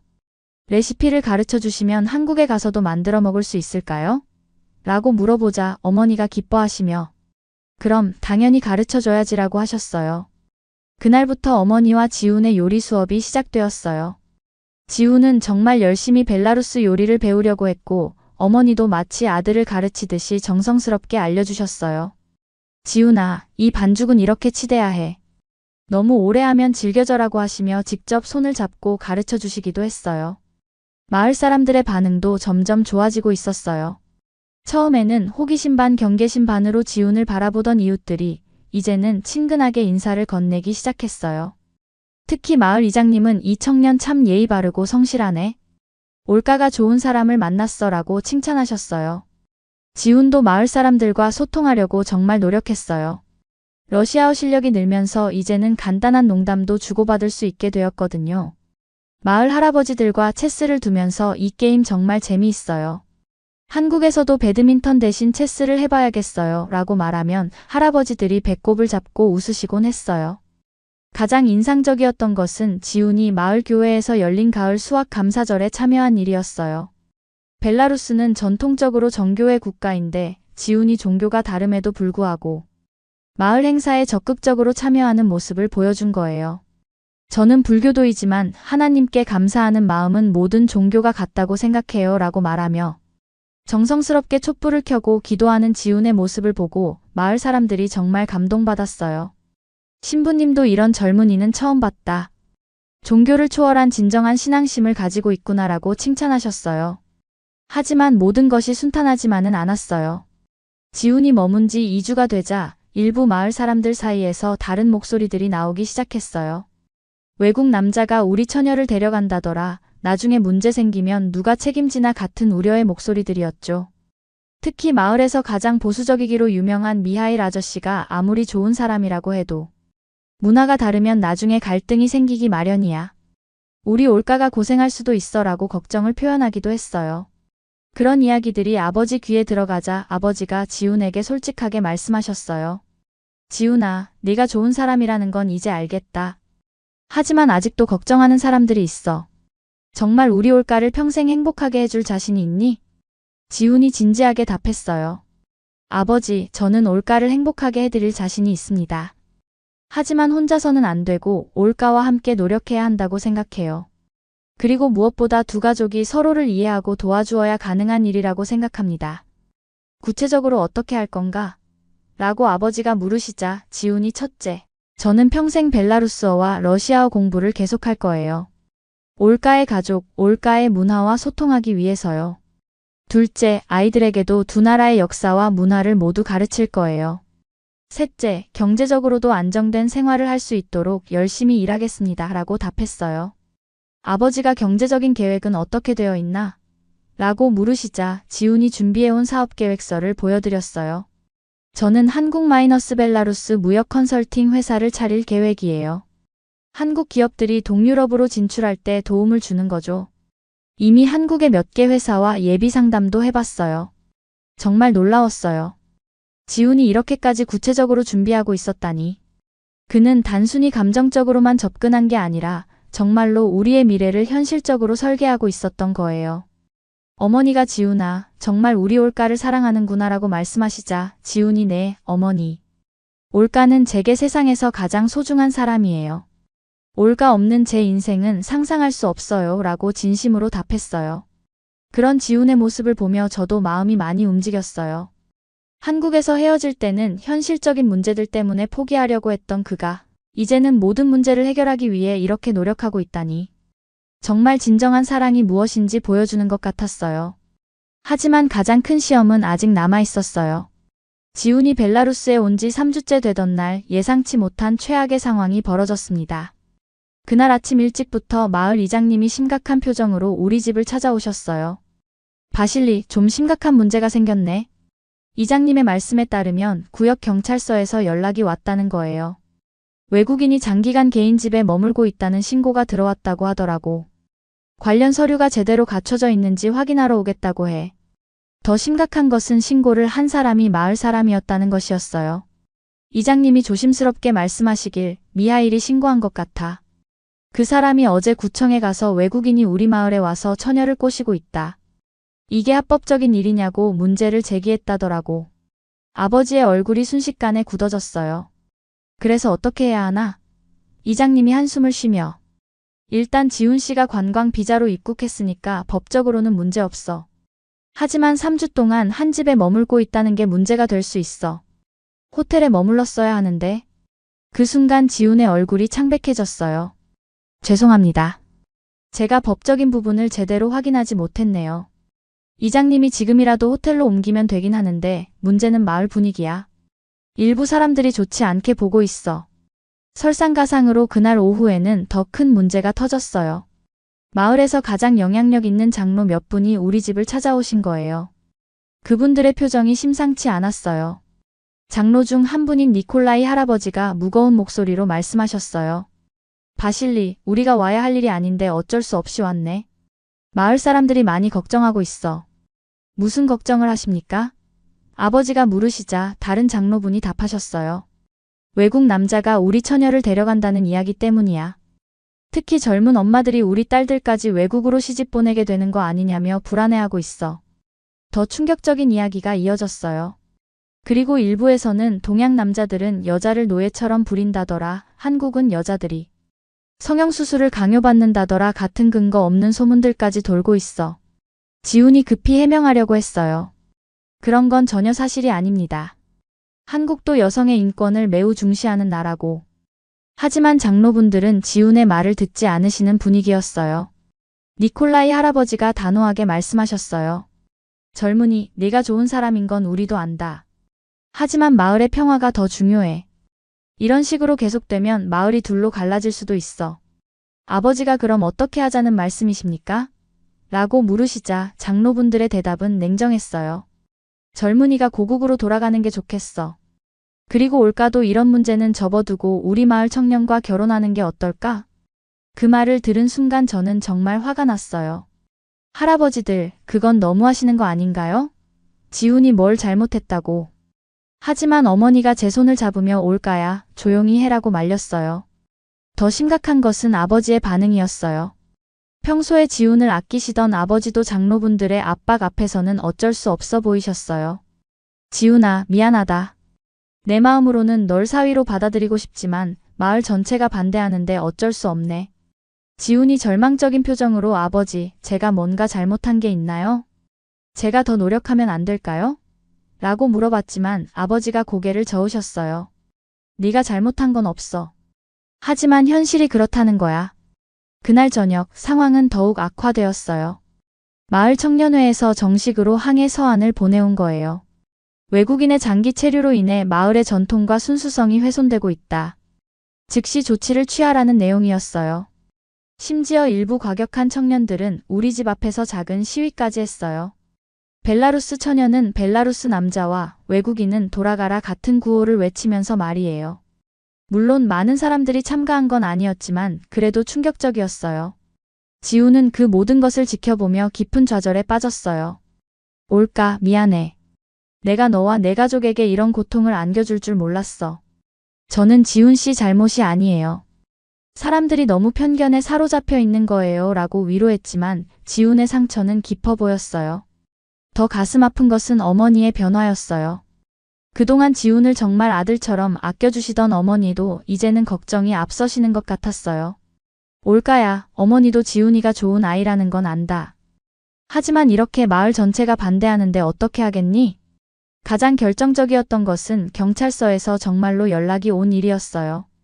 외국인 장기 체류 신고 건으로 내일 오후 2시에 담당자가 방문하겠습니다. 관련 서류를 준비해 주시기 바랍니다. 그날 밤 지훈은 짐을 싸기 시작했어요. 올까, 나는 내일 떠날게. 더 이상 너희 가족에게 피해를 줄 수는 없어. 저는 울면서 안 돼요. 지금 포기하면 안 돼요. 라고 말했지만 지우는 이미 마음을 정한 것 같았어요. 3주 동안 정말 행복했어.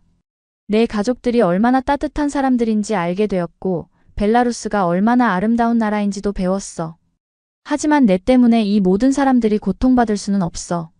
아버지도 괴로워하셨어요. 지훈아, 정말 미안하다. 내 마음 같아서는 널 사위로 받아들이고 싶지만 지훈이 아니에요, 아버지. 충분히 이해해요. 저도 만약 제 고향에서 이런 일이 일어났다면 같은 반응을 보였을 거예요 라고 답했어요. 그 순간 저는 정말 절망적이었어요. 이렇게 모든 게 끝나는 건가? 지훈의 진심도, 우리의 사랑도 모든 게 마을 사람들의 편견 앞에서 무너져 내리는 건가? 하지만 그때 저는 몰랐어요. 지훈이 마지막 카드를 준비하고 있다는 것을. 다음 날 아침 지훈은 평소보다 일찍 일어나서 정중하게 옷을 차려입었어요. 검은색 정장에 넥타이까지 맨 모습이 어딘지 비장해 보였습니다. 뭔가 특별한 일이 있나? 라고 물어봤지만 지훈은 나중에 알게 될 거야 라고만 답했어요. 오전 10시 지훈이 갑자기 아버지, 어머니, 그리고 올가. 마지막으로 드리고 싶은 말씀이 있습니다 라고 말하며 거실 한가운데로 나왔어요. 그리고는 정말 예상치 못한 행동을 했습니다. 지훈이 무릎을 꿇고 엎드린 거예요. 아버지, 어머니. 지훈의 목소리가 거실에 울려 퍼졌어요. 저는 올가를 진심으로 사랑합니다. 갑작스러운 지훈의 행동에 우리 모두 할 말을 잃었어요. 하지만 지훈은 계속 말을 이어갔습니다. 저는 지난 3주 동안 이 집에서, 이 마을에서 제 인생 최고의 시간을 보냈습니다.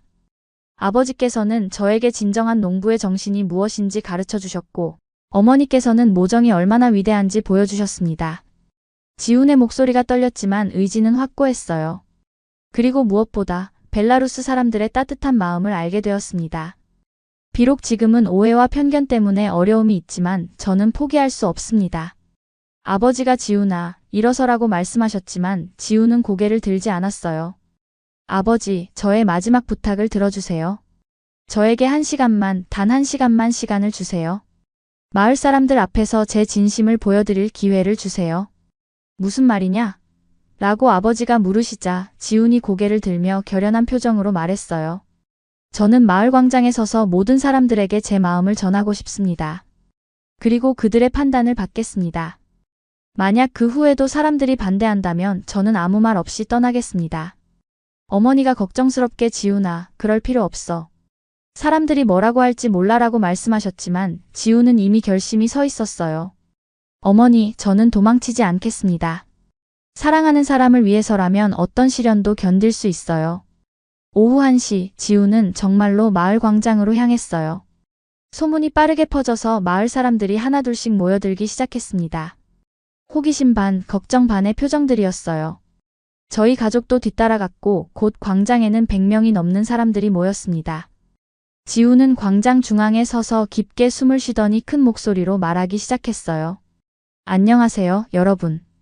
저는 한국에서 온 김지훈입니다. 완벽한 러시아어였어요. 3주 동안 정말 많이 늘었더라고요. 저는 오늘 여러분께 제 마음을 전하기 위해 이 자리에 섰습니다. 여러분이 저에 대해 궁금해하시고 걱정하시는 것을 알고 있어요. 그래서 숨기지 않고 모든 것을 말씀드리고 싶습니다. 지훈이 차근차근 자신의 이야기를 들려주기 시작했어요. 어떻게 한국에서 올가를 만났는지, 왜 벨라루스까지 오게 되었는지, 그리고 자신의 진심이 무엇인지를 솔직하게 털어놓았습니다. 저는 올가를 사랑합니다. 하지만 그것이 전부가 아닙니다. 저는 벨라루스를 사랑하게 되었어요. 이 아름다운 나라, 이 따뜻한 사람들을 진심으로 사랑합니다. 지훈의 목소리에 진정성이 묻어났어요. 지난 3주 동안 저는 여러분께 많은 것을 배웠습니다.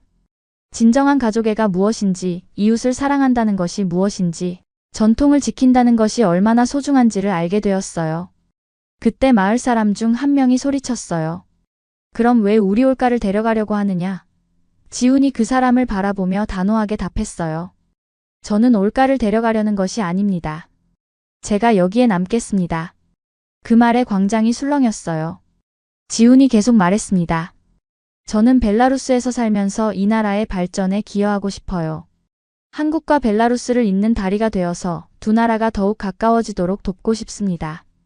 미하일 아저씨가 말은 쉽지 실제로는 어떨지 모르잖아 라고 비판적으로 말했어요. 그러자 지훈이 가방에서 서류 뭉치를 꺼냈습니다. 저는 이미 벨라루스 정부에 거주 허가 신청을 했어요. 그리고 민스크에서 한국-벨라루스 무역회사를 설립할 계획도 세웠습니다. 사람들이 놀란 표정을 짓자 지훈이 구체적으로 설명했어요. 이 회사를 통해서 벨라루스의 우수한 농산물을 한국에 수출하고 한국의 기술을 벨라루스에 들여올 거예요. 그러면 우리 마을에도 새로운 일자리가 생길 수 있어요. 이장님이 관심 있게 구체적으로 어떤 일자리가 생긴다는 거지? 라고 물었어요.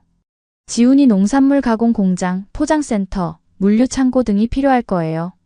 그리고 무엇보다 이런 일을 할 수 있는 인력이 필요하죠. 마을 청년들이 고향을 떠나지 않고도 좋은 일자리를 가질 수 있을 거예요. 라고 답했습니다. 그 말을 듣고 마을 사람들의 표정이 조금씩 변하기 시작했어요. 특히 청년들의 부모님들이 관심을 보이기 시작했습니다. 그동안 일자리를 찾아 도시로 떠나는 젊은이들 때문에 걱정이 많으셨거든요. 지훈이 마지막으로 말했어요. 저는 여러분께 약속드립니다. 만약 저를 이 마을의 일원으로 받아주신다면 저는 평생 이곳에서 여러분과 함께 살면서 마을의 발전을 위해 헌신하겠습니다. 그리고 올가와 함께 우리 아이들을 진정한 벨라루스 사람으로 키우겠습니다. 그리고는 다시 한번 모든 사람들 앞에서 무릎을 꿇었어요. 부디 저에게 기회를 주세요. 제 진심을 증명할 기회를 주세요. 그 순간 광장이 조용해졌고 모든 사람들이 지훈을 바라보고 있었습니다. 이것이야말로 진정한 결정적 순간이었어요. 지훈이 마을 광장에서 무릎을 꿇고 절규하는 순간 광장은 완전히 조용해졌어요. 100명이 넘는 사람들이 모두 숨을 죽이고 이 젊은 외국인 청년을 바라보고 있었습니다. 그 침묵이 영원처럼 길게 느껴졌어요. 그때 가장 먼저 움직인 것은 마을에서 가장 나이가 많으신 안나 할머니였어요. 95세의 할머니가 지팡이를 짚고 천천히 지훈에게 다가가셨습니다. 모든 사람들의 시선이 할머니께 집중되었어요. 할머니가 지훈 앞에 서서 러시아어로 말씀하셨어요. 젊은이, 고개를 들어보거라. 지훈이 조심스럽게 고개를 들자 할머니가 지훈의 얼굴을 자세히 들여다보셨어요. 내 눈에서 진심이 보인다. 90년 넘게 살면서 사람들을 많이 봐왔는데 너는 좋은 사람이야. 할머니의 말에 사람들이 웅성거리기 시작했어요. 할머니는 마을에서 가장 존경받는 분이셨고 그분의 말씀은 큰 영향력이 있었거든요. 이 젊은이가 우리 올가를 진심으로 사랑한다는 게 보여. 그리고 우리 마을을 위해서도 좋은 일을 하려고 하고 있어. 그 순간 이장님이 앞으로 나오셨어요. 지훈 씨가 말한 사업 계획이 정말 실현 가능한 건가요? 지훈이 일어나서 정중하게 답했어요. 네, 이장님. 저는 이미 한국의 세계회사와 예비 계약을 체결했어요. 벨라루스 농산물에 대한 관심이 정말 높습니다. 지훈이 가방에서 서류들을 꺼내 보여주었어요.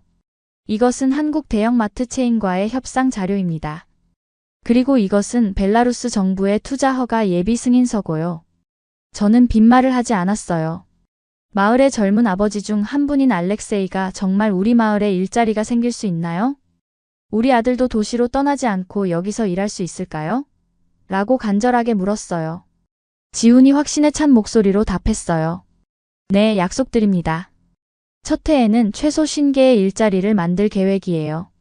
농산물 선별, 포장, 운송, 관리 등 다양한 분야에서 말이죠. 그리고 성공하면 더 확장할 수도 있고요.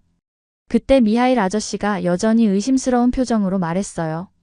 그건 그렇다 치고 우리 전통은 어떻게 할 건가? 외국 문화가 들어와서 우리 고유의 것들이 사라지는 건 아닌가? 지훈이 깊이 고개를 숙이며 답했어요. 미하일 아저씨, 저는 벨라루스 전통을 파괴하려는 것이 아니라 보존하고 발전시키고 싶어요. 오히려 한국의 벨라루스 문화를 알리고 싶습니다. 벨라루스의 아름다운 전통 공예품, 음식, 음악을 한국 사람들에게 소개하고 싶어요. 구체적으로 어떻게? 라고 미하일 아저씨가 물었어요. 지훈이 예를 들어 우리 마을의 전통.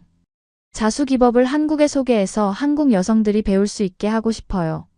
그리고 벨라루스 전통 음식을 한국에서 판매할 수도 있고요. 이렇게 되면 오히려 우리 전통이 더 많이 알려지고 보존될 거예요. 라고 설명했어요. 마을 신부님이 앞으로 나오셨어요. 지훈 씨, 당신은 종교가 다른데 우리 마을의 종교적 전통도 존중할 수 있나요? 지훈이 정중하게 답했어요.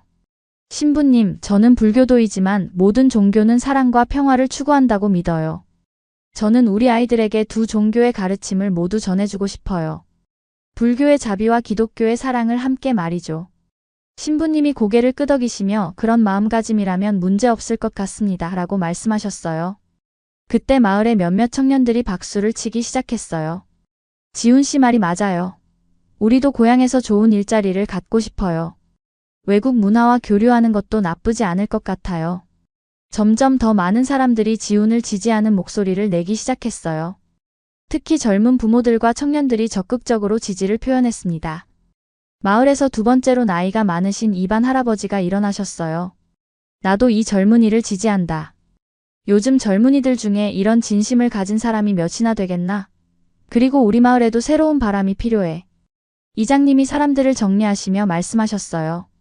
그럼 이제 투표를 해봅시다. 지훈 씨를 우리 마을 사람으로 받아들이는 것에 찬성하시는 분들은 손을 들어주세요. 긴장되는 순간이었어요.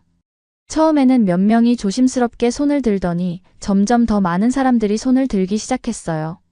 안나 할머니, 이반 할아버지, 신부님, 이장님, 그리고 수많은 마을 사람들이 손을 들었습니다.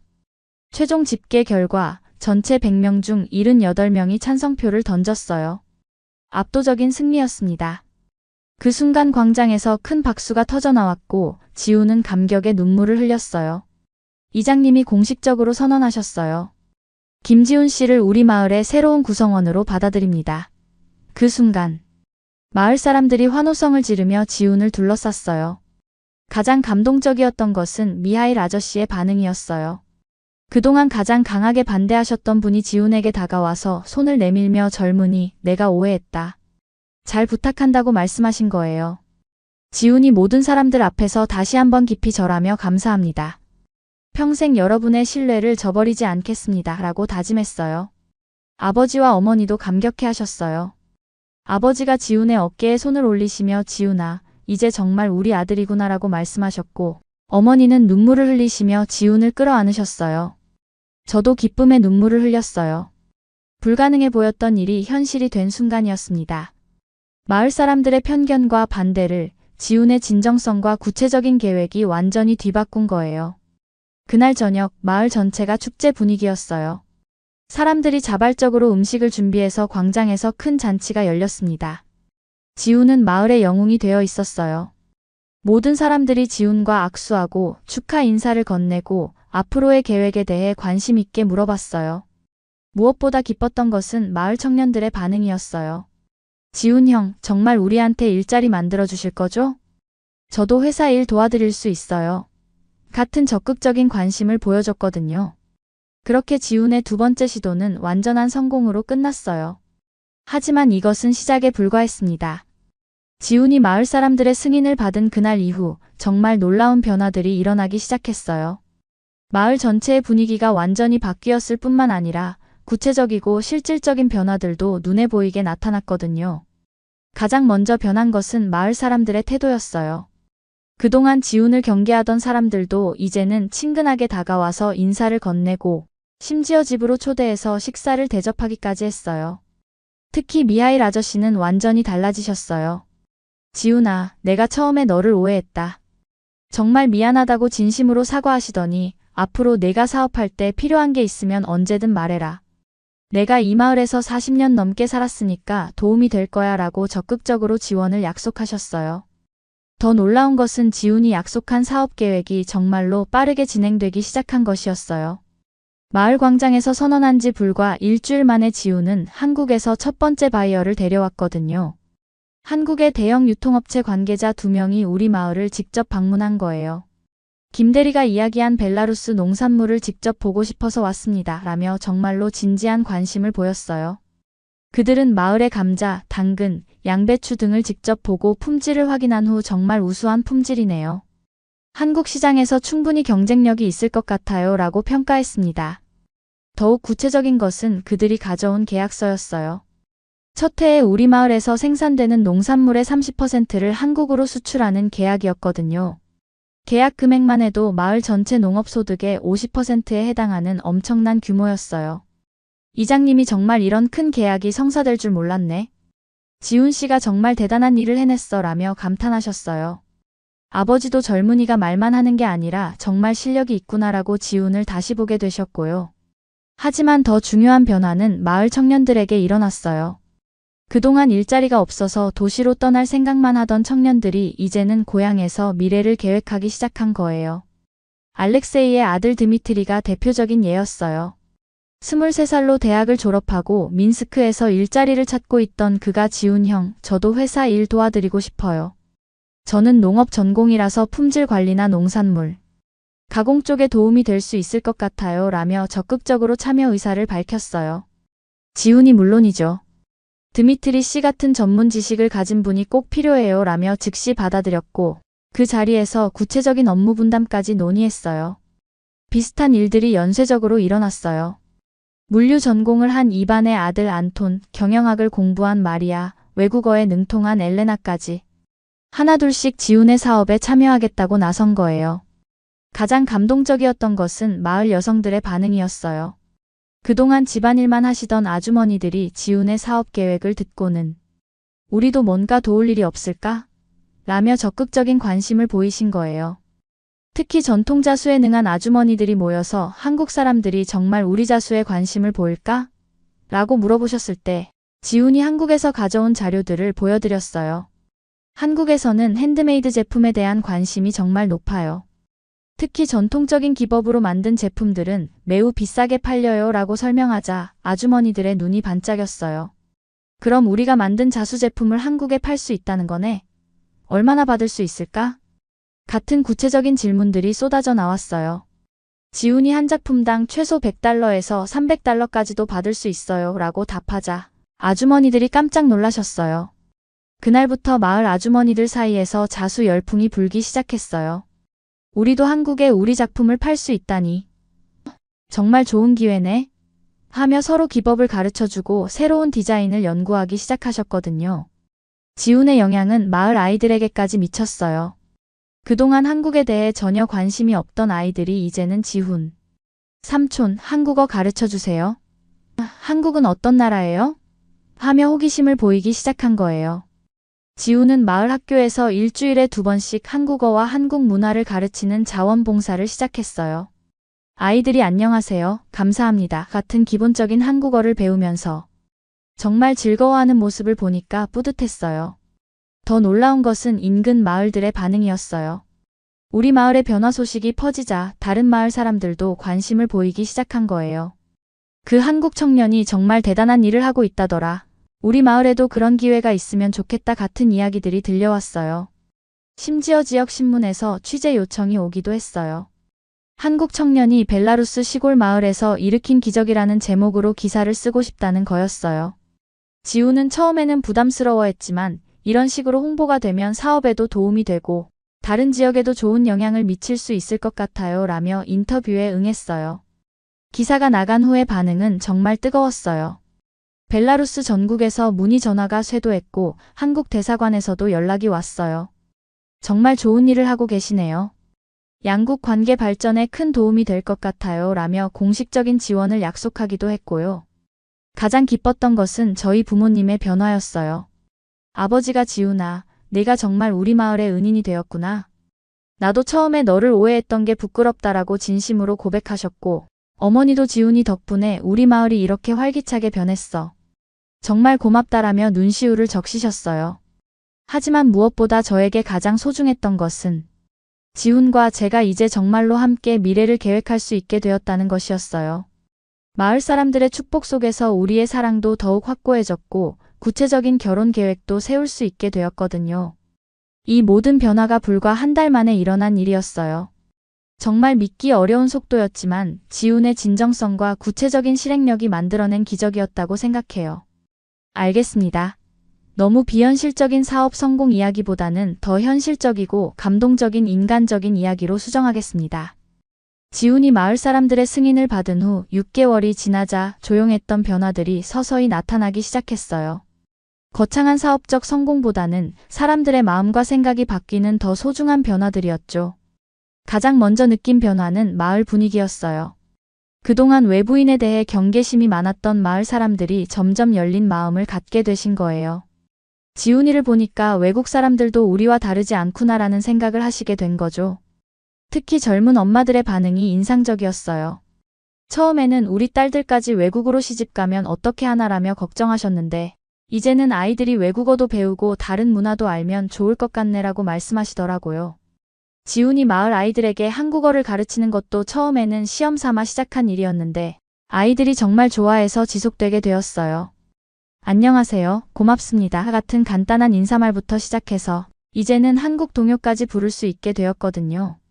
아이들이 집에 가서 엄마 한국어로 사랑해는 사랑해요 라고 해 라며 신나게 이야기하는 모습을 보시고 부모님들도 우리 아이가 이렇게 외국어에 관심을 보이니까 신기하다고 말씀하시더라고요. 마을 할머니, 할아버지들의 변화도 놀라웠어요. 95세 안나 할머니는 지훈을 정말 손자처럼 아끼시게 되었어요. 지훈이 할머니를 뵈러 가면 우리 지훈이 왔구나라며 정말 기뻐하시고 손수 만든 과자를 챙겨주시곤 했어요. 할머니 살아생전에 이런 착한 외국 사람을 보게 될 줄 몰랐네라고 말씀하시며 마을 사람들에게 지훈이는 정말 우리 마을 사람보다도 더 효성스럽다고 자랑하시기도 했어요. 이반 할아버지도 마찬가지였어요. 지훈과 체스를 두시면서 이 젊은이 머리도 좋고 인성도 좋아. 올가가 정말 좋은 사람을 만났어라고 칭찬하셨어요. 체스를 두면서 서로 러시아어와 한국어를 가르쳐 주기도 하고 인생 이야기를 나누시기도 했고요. 무엇보다 감동적이었던 것은 미하일 아저씨의 완전한 변화였어요. 처음에 가장 강하게 반대하셨던 분이 이제는 지훈의 가장 든든한 지지자가 되신 거예요. 내가 처음에 편견을 가지고 있었던 게 정말 부끄럽다며 진심으로 사과하시고 지훈이 마을에 적응하는데 많은 도움을 주셨어요. 지훈아, 우리 마을 겨울은 정말 춥다. 겨울나기 준비는 제대로 했니? 라며 세심하게 챙겨주시기도 하고 한국 음식이 그리우면 언제든지 우리 집에 와서 밥 먹어라. 우리 마누라가 요리 솜씨가 좋거들라고 말씀하시기도 했어요. 지훈도 마을 사람들과의 관계가 정말 자연스러워졌어요.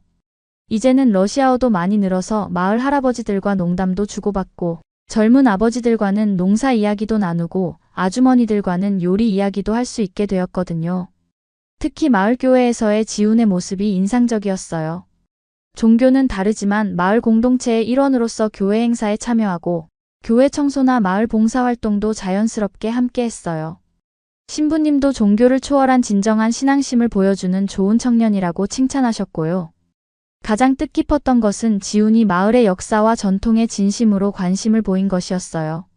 마을의 오래된 이야기들을 할아버지들께 들으며 꼼꼼히 기록하고 사라져가는 전통 기법들을 배우려고 노력했거든요. 우리 마을의 이런 아름다운 전통들을 한국 사람들에게도 알려주고 싶어요 라며 마을 역사를 정리한 작은 책자를 만들기도 했어요. 한국어와 러시아어로 번역해서 양쪽 나라 사람들이 모두 읽을 수 있게 말이에요. 이런 지훈의 모습을 보신 마을 사람들이 정말 감동하셨어요. 외국 사람이 우리 마을 역사에 이렇게 관심을 보이니까 우리도 우리 전통이 새삼 소중하게 느껴진다고 말씀하시더라고요. 마을 아주머니들도 지훈에게 전통 요리법을 가르쳐 주시면서 지훈아, 이 요리는 우리 할머니 때부터 내려온 비법이야. 네가 한국에 가서도 만들어 먹을 수 있게 정확히 가르쳐 줄게 라며 정성스럽게 알려주셨어요. 저도 그런 모습들을 보면서 정말 뿌듯했어요. 지훈이 단순히 저와 결혼하기 위해서가 아니라 정말로 이 마을을 사랑하고 마을 사람들을 가족처럼 여기고 있다는 게 느껴졌거든요. 인근 마을들에도 소문이 퍼지기 시작했어요. 그 마을에 온 한국 청년이 정말 훌륭하다더라. 외국 사람도 저렇게 우리 문화를 존중할 수 있구나 같은 이야기들이 들려왔어요. 심지어 다른 마을에서 결혼을 앞둔 커플들이 저희를 찾아오기도 했어요. 어떻게 문화가 다른 사람과 이렇게 잘 지낼 수 있나요? 조언을 좀 구하고 싶어요 라면서 말이에요. 그럴 때마다 지훈이 가장 중요한 건 서로에 대한 존중과 이해예요. 그리고 상대방의 문화를 진심으로 배우려는 마음이죠라고 진심 어린 조언을 해주곤 했어요. 지역 신문에서도 우리 이야기에 관심을 보였어요. 사랑으로 문화의 벽을 허문 젊은 부부라는 제목으로 작은 기사가 실렸는데 반응이 생각보다 좋았어요. 많은 사람들이 감동적인 이야기라며 응원의 메시지를 보내주셨거든요. 하지만 무엇보다 가장 소중한 변화는 저희 가족에게 일어났어요. 아버지가 지훈아, 내가 우리 가족이 되어줘서 정말 고맙다. 너 때문에 우리 집이 더 따뜻해졌어 라고 말씀하셨을 때 정말 가슴이 뭉클했어요. 어머니도 지훈이는 정말 내 아들 같아. 올가보다 나를 더 잘 챙겨주는 것 같다며 웃으시면서도 진심으로 지훈을 가족으로 받아들이고 계시다는 게 느껴졌어요. 이 모든 변화들이 거창한 성공이나 업적이 아니라 진정한 사람과 사람 사이의 마음의 변화였다는 점이 가장 의미 있었어요. 지훈이 보여준 진정성과 노력이 편견의 벽을 허물고 진정한 가족이 되는 과정이었거든요. 이제 저는 완전히 달라진 사람이 되었어요. 1년 전만 해도 벨라루스 시골 마을에서 단조로운 일상을 살던 제가 지금은 한국과 벨라루스를 잇는 다리 역할을 하는 사람이 되었거든요. 가장 큰 변화는 제 시야와 생각이 완전히 넓어진 것이었어요. 예전에는 벨라루스 밖의 세상에 대해 막연한 호기심만 있었는데 지금은 두 문화를 깊이 이해하고 비교할 수 있게 되었어요. 한국의 빠른 변화와 역동성, 벨라루스의 전통과 안정감 마이너스 각각의 장점을 객관적으로 볼 수 있게 된 거죠. 언어 능력도 놀랍게 향상되었어요. 한국어는 이제 거의 유창하게 구사할 수 있고 지훈은 러시아어와 벨라루스어를 정말 열심히 배워서 이제는 마을 할아버지들과도 깊은 대화를 나눌 수 있어요. 저희가 서로의 언어를 배우는 과정에서 더욱 가까워진 것 같아요. 가장 소중한 변화는 가족에 대한 개념이 확장된 것이었어요. 예전에는 가족이라고 하면 혈연관계만 생각했는데 이제는 마음으로 연결된 모든 사람들이 가족이라는 걸 깨달았어요. 지훈의 부모님도 이제는 정말 제 부모님 같고 지훈도 우리 가족의 완전한 일원이 되었거든요. 지훈의 부모님이 벨라루스를 방문하셨을 때가 정말 감동적이었어요. 언어는 완전히 통하지 않았지만 마음은 완벽하게 통했거든요. 지훈 아버지가 우리 아버지와 함께 농장에서 일하시면서 농부의 마음은 어디나 같다고 말씀하시는 모습, 지훈 어머니와 우리 어머니가 함께 요리하시면서 웃으시는 모습을 보니까 정말 하나의 가족이 된 기분이었어요. 제 성격도 많이 변했어요. 예전에는 조금 소극적이고 조심스러운 편이었는데 지금은 훨씬 적극적이고 자신감이 생겼어요. 두 문화를 경험하면서 다양한 관점에서 생각할 수 있게 되었고 문제가 생겼을 때도 여러 가지 해결 방안을 찾을 수 있게 되었거든요. 특히 사람들과의 관계에서 많이 달라졌어요. 예전에는 새로운 사람을 만나는 것을 어려워했는데 지금은 문화적 배경이 다른 사람들과도 자연스럽게 소통할 수 있어요. 지훈과의 경험을 통해서 차이점은 극복할 수 있는 것이고 오히려 서로에게 배울 점이 많다는 걸 알게 되었거든요. 일에 대한 관점도 완전히 바뀌었어요. 예전에는 언어학 연구가 그저 학문적 흥미에서 비롯된 것이었는데 이제는 정말 실용적이고 의미 있는 일이라는 걸 깨달았어요. 제가 번역하고 통역하는 일이 두 나라 사람들이 서로를 이해하는 데 실질적인 도움이 되고 있거든요. 지훈과 함께 마을 사람들을 위한 한국어 교실을 운영하면서도 많은 보람을 느꼈어요. 아이들이 한국어를 배우면서 눈을 반짝이는 모습, 어른들이 한국 문화에 대해 궁금해하시는 모습을 보면서 제가 하는 일이 정말 가치 있다는 생각이 들었어요. 가장 큰 깨달음은 사랑의 의미에 대한 것이었어요. 예전에는 사랑이 감정적이고 낭만적인 것이라고만 생각했는데 지훈과의 경험을 통해 진정한 사랑은 서로를 위해 변화하고 성장하려는 의지라는 걸 알게 되었어요. 지훈이 저를 위해 8,000km를 날아와서 완전히 다른 환경에 적응하고 새로운 언어를 배우고 새로운 문화를 받아들이는 모습을 보면서 이것이 진짜 사랑이구나라고 느꼈어요. 그리고 저도 지훈을 위해, 우리의 미래를 위해 계속 변하고 성장하고 있다는 걸 깨달았고요. 현재 저희는 정말 행복한 일상을 보내고 있어요. 지훈은 완전히 마을 사람이 되었고 저도 한국 문화를 더 깊이 이해하게 되었어요. 저희는 서로 다른 문화의 장점들을 배우면서 더욱 풍성한 삶을 살고 있습니다. 매일 아침 지훈과 함께 마을을 산책하면서 하루를 시작해요. 지훈이 오늘도 좋은 하루가 될 것 같아 라고 말하면 저도 우리가 함께라면 어떤 하루든 좋을 거야 라고 답하곤 해요. 정말 평범하지만 소중한 일상이에요. 저녁에는 두 가족과 화상통화를 하면서 하루 있었던 일들을 나누어요. 한국에 계신 지훈 부모님도 이제는 간단한 러시아어 인사를 하실 수 있고 우리 부모님도 기본적인 한국어를 조금씩 배우고 계세요. 안녕하세요, 감사합니다 같은 인사말로 서로 소통하시는 모습이 정말 귀여워요. 주말에는 함께 요리를 해요. 지훈이 한국 음식을 만들어주면 저는 벨라루스 음식을 만들어주고 때로는 두 나라 음식을 섞어서 새로운 요리를 만들어 보기도 해요. 김치 보르시, 한국식 감자 요리 같은 퓨전 요리들이 의외로 맛있어서 마을 사람들에게도 소개하고 있어요. 가장 기대되는 것은 미래에 대한 계획이에요. 저희는 내년에 결혼식을 올릴 예정인데 벨라루스 전통 결혼식과 한국 전통 결혼식을 모두 치르기로 했어요. 두 문화의 아름다운 전통을 모두 경험하고 양쪽 가족 모두가 축복해줄 수 있는 결혼식이 될 거예요. 그리고 아이들이 생기면 정말로 세계 시민으로 키우고 싶어요. 한국어, 러시아어, 벨라루스어를 모두 할 수 있고 두 나라의 문화와 전통을 모두 이해하는 아이들로 말이에요. 그 아이들이 자라서 또 다른 문화의 다리 역할을 할 수 있을 거라고 생각해요. 돌이켜보면 정말 놀라운 변화였어요. 1년 전만 해도 상상할 수 없었던 일들이 현실이 되었고 제 인생이 완전히 달라졌거든요. 하지만 무엇보다 소중한 것은 이 모든 변화가 사랑에서 시작되었다는 점이에요. 지훈과 만나면서 저는 사랑이 정말로 모든 것을 바꿀 수 있다는 걸 배웠어요. 언어의 벽도, 문화의 차이도, 거리의 장벽도 모두 극복할 수 있다는 걸 몸소 체험했거든요. 그리고 그런 사랑은 혼자만의 노력이 아니라 서로를 향한 진정성에서 나온다는 것도 깨달았고요. 이제 이야기를 마무리하면서 여러분께 꼭 전하고 싶은 말이 있어요. 제가 경험한 이 모든 일들을 통해서 정말 많은 것을 배웠거든요. 가장 중요한 깨달음은 진정한 사랑에는 국경이 없다는 것이었어요. 처음에 지훈을 만났을 때는 단순히 호기심과 설렘이었지만 시간이 지나면서 그것이 진짜 사랑으로 발전할 수 있었던 것은 서로에 대한 존중과 이해가 바탕이 되었기 때문이에요. 지훈이 제 문화를 진심으로 배우려고 노력하고 저도 한국 문화를 이해하려고 애쓰면서 우리는 단순히 연인이 아니라 진정한 동반자가 될 수 있었어요. 사랑은 감정만으로는 지속될 수 없고 서로를 위한 노력과 희생이 있어야 한다는 걸 깨달았습니다. 두 번째로 중요한 것은 편견을 극복하는 과정이었어요. 처음에는 저희 가족도 마을 사람들도 지훈에 대해 많은 편견을 가지고 있었어요. 동양 남자는 믿을 수 없다, 문화가 다르면 행복할 수 없다 같은 선입견들 말이에요. 하지만 지훈이 보여준 진정성과 일관된 행동들이 그런 편견들을 하나하나 무너뜨렸어요.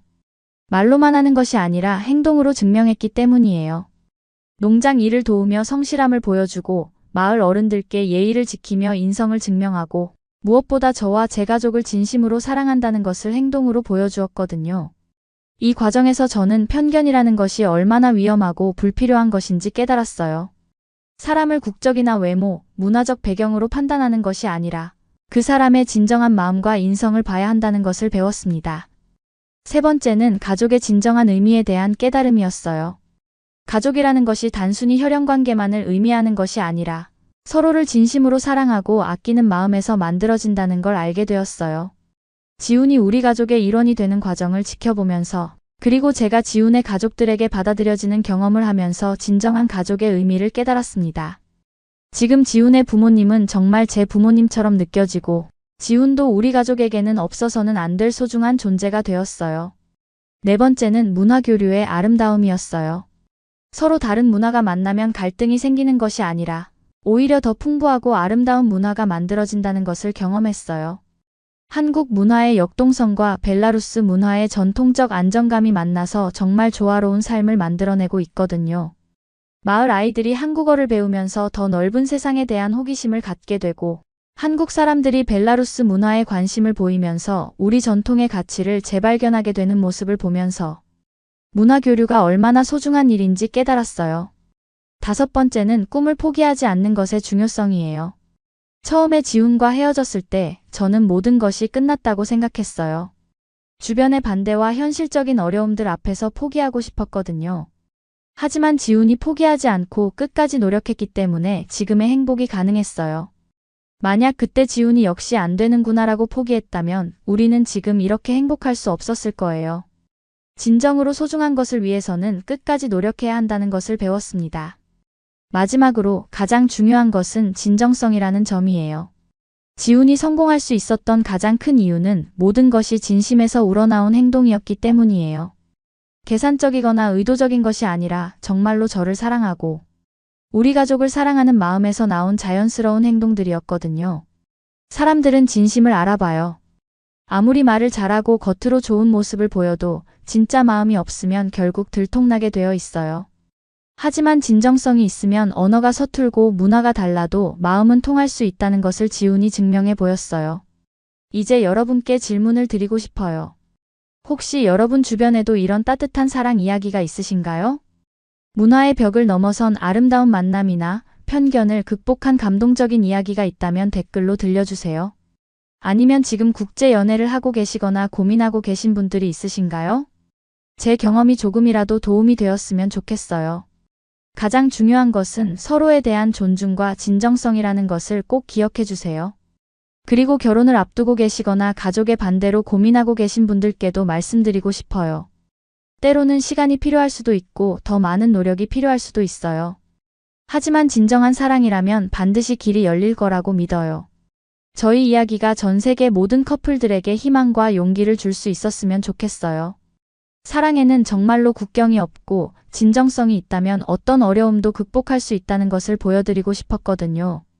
마지막으로 이 감동적인 이야기가 마음에 드셨다면 꼭 좋아요 버튼을 눌러주세요.